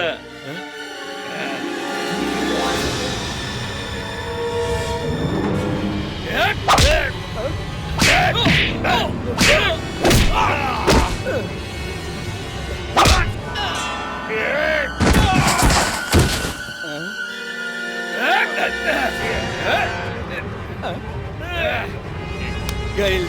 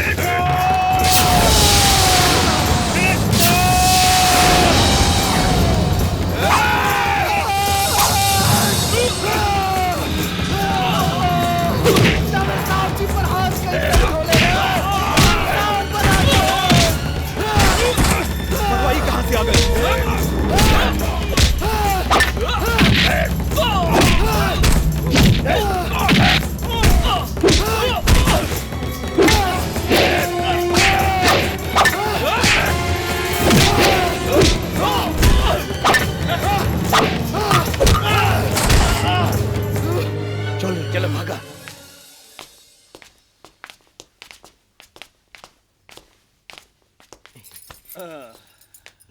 अरे किसना जी मालकिन। ई का भइल? अरे कुछ ना मालकिन, गड़िया से फिसल गई ना, थोड़ा कुछ रह गई। सुन लेनी ना, इहे के कहल जाला कलाकार। जेकरा झूठ भी सच लागेला। पार्वती अब तू हमरा के एक कप अरु का कहल जाला काफी काफी हाँ हाँ कॉफी तू एक कप कॉफी हमरा के पिला दे। जी ठीक बा। अब सुना जी छुटकी दिखाई नहीं पड़ा। साहब जी हमरा मालूम बा छोटकी मालकिन कहाँ हुई हन। अदित मालकिन आज गांव में शूटिंग चलता, हम जाता शूटिंग देखे और मालकिन के भेज देता नहीं। एकदम फिल्मची हो गई बा।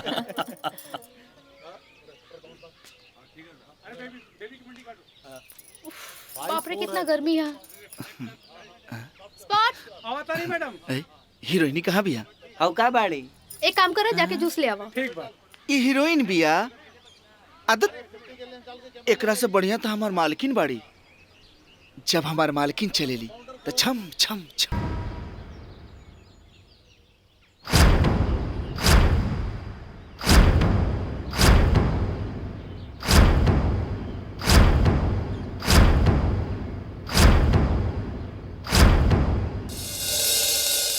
ये गांव खाली गांव ना है, एक पूरा परिवार है जेकर देखभाल ये पंचायत करेला।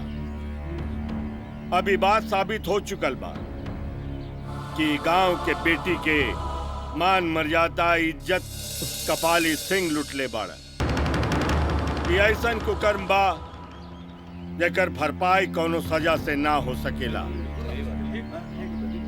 एकरा खातिर ये पंचायत ही फैसला करता कि कपाली सिंह के उ लड़की के अपना घर के इज्जत बनावे के पड़ी, ओकरा से ब्याह करे के पड़ी। और ये पंचायत ही हो फैसला करता कि अगर वो लड़की के कौनो तरह के परेशानी एकरा घर में भई तब ठाकुर जंग बहादुर सिंह के पूरा परिवार के हुक्का पानी ई गांव में बंद कर दिहल जाई। अमीर हो गरीब हो ई बात सबके होला, बेटी चाहे केहू के हो, इज्जत पूरा गांव के होला। आज तक हमार के बर्बादी भइल उस सब के कारण ठाकुर बा। पिछला इलेक्शन में हम हारे वाला ना रही, लेकिन ये ठाकुर के वजह से हमारा जीत से हाथ धोवे के पड़ गई। बड़े ईमानदार बनेला न ओकरा के ईमानदारी के पाठ पढ़ाई ओकरा के हम कि ओकरा के ईमानदारी शब्द से भी नफरत हो जाई। जौन लड़की के औकात हमार रखेल बने के नहीं खे ओसे ठाकुर हमार शादी करावल चाहता नहीं। हम राधा से ब्याह ना करब चाहे कुछ हो जाए। ना भाई ना, ये फैसला भरल पंचायत के बीच में भइल है। ये फैसला मान ही के पड़ी। मगर काहे हम काहे मानी पंचायत के फैसला? काहे कि राजपुर के लोग ठाकुर के अभिन साहब के देवता मानता। यही से अभी राधा से शादी करे के पड़ी। ओकरा बाद खेल के असली मजा आई। अरे शादी के बाद का सब खेले खत्म हो जाई। कपाली अभी तू बच्चा खिलाड़ी बाड़ा। सही खिलाड़ी वो होला जे सही समय के इंतजार करेला। देखिए एक दिन ऐसा समय आई कि पूरा राजपुर गांव पर हमारा अधिकार हो। लेकिन ठाकुर के जीते जी ऐसा कभी ना हो सकेला। तो ठीक कहा तारा, लेकिन हम ठाकुर के मारब ना। अरे हम तो करू हाल करके छोड़ब कि एक दिन वो खुद अपना मौत की आवाज देई, लेकिन मौत भी ओकरा बदहाली पर थूक के चल जाई।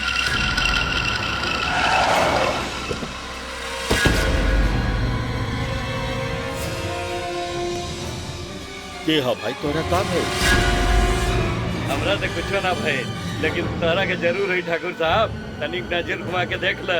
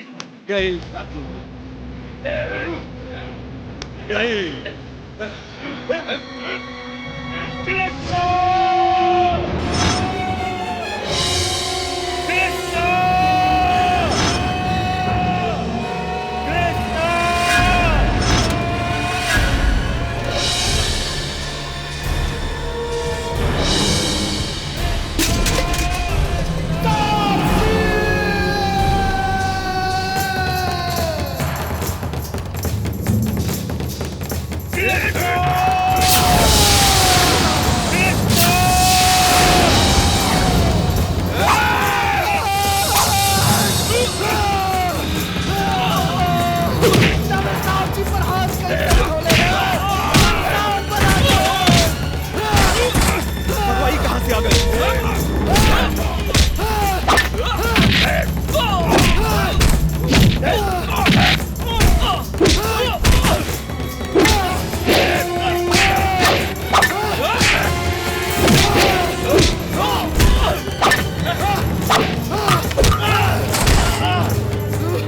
चलो चलो भागा।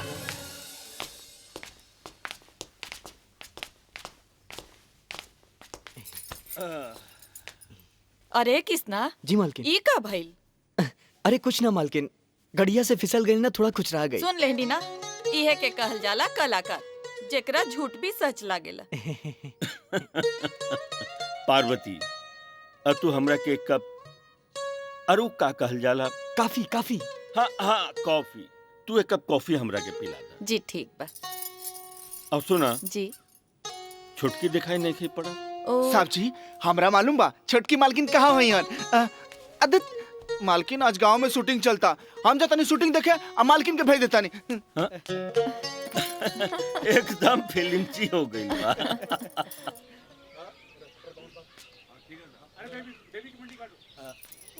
बाप रे कितना गर्मी है। स्पॉट आवता नहीं मैडम। हीरोइनी कहाँ बिया? हौ का बाड़ी? एक काम करो, जाके जूस ले आवा। ठीक बा। ये हीरोइन बिया। आदत एकरा से बढ़िया तो हमार मालकिन बाड़ी। जब हमार मालकिन चलेली तो छम छम छम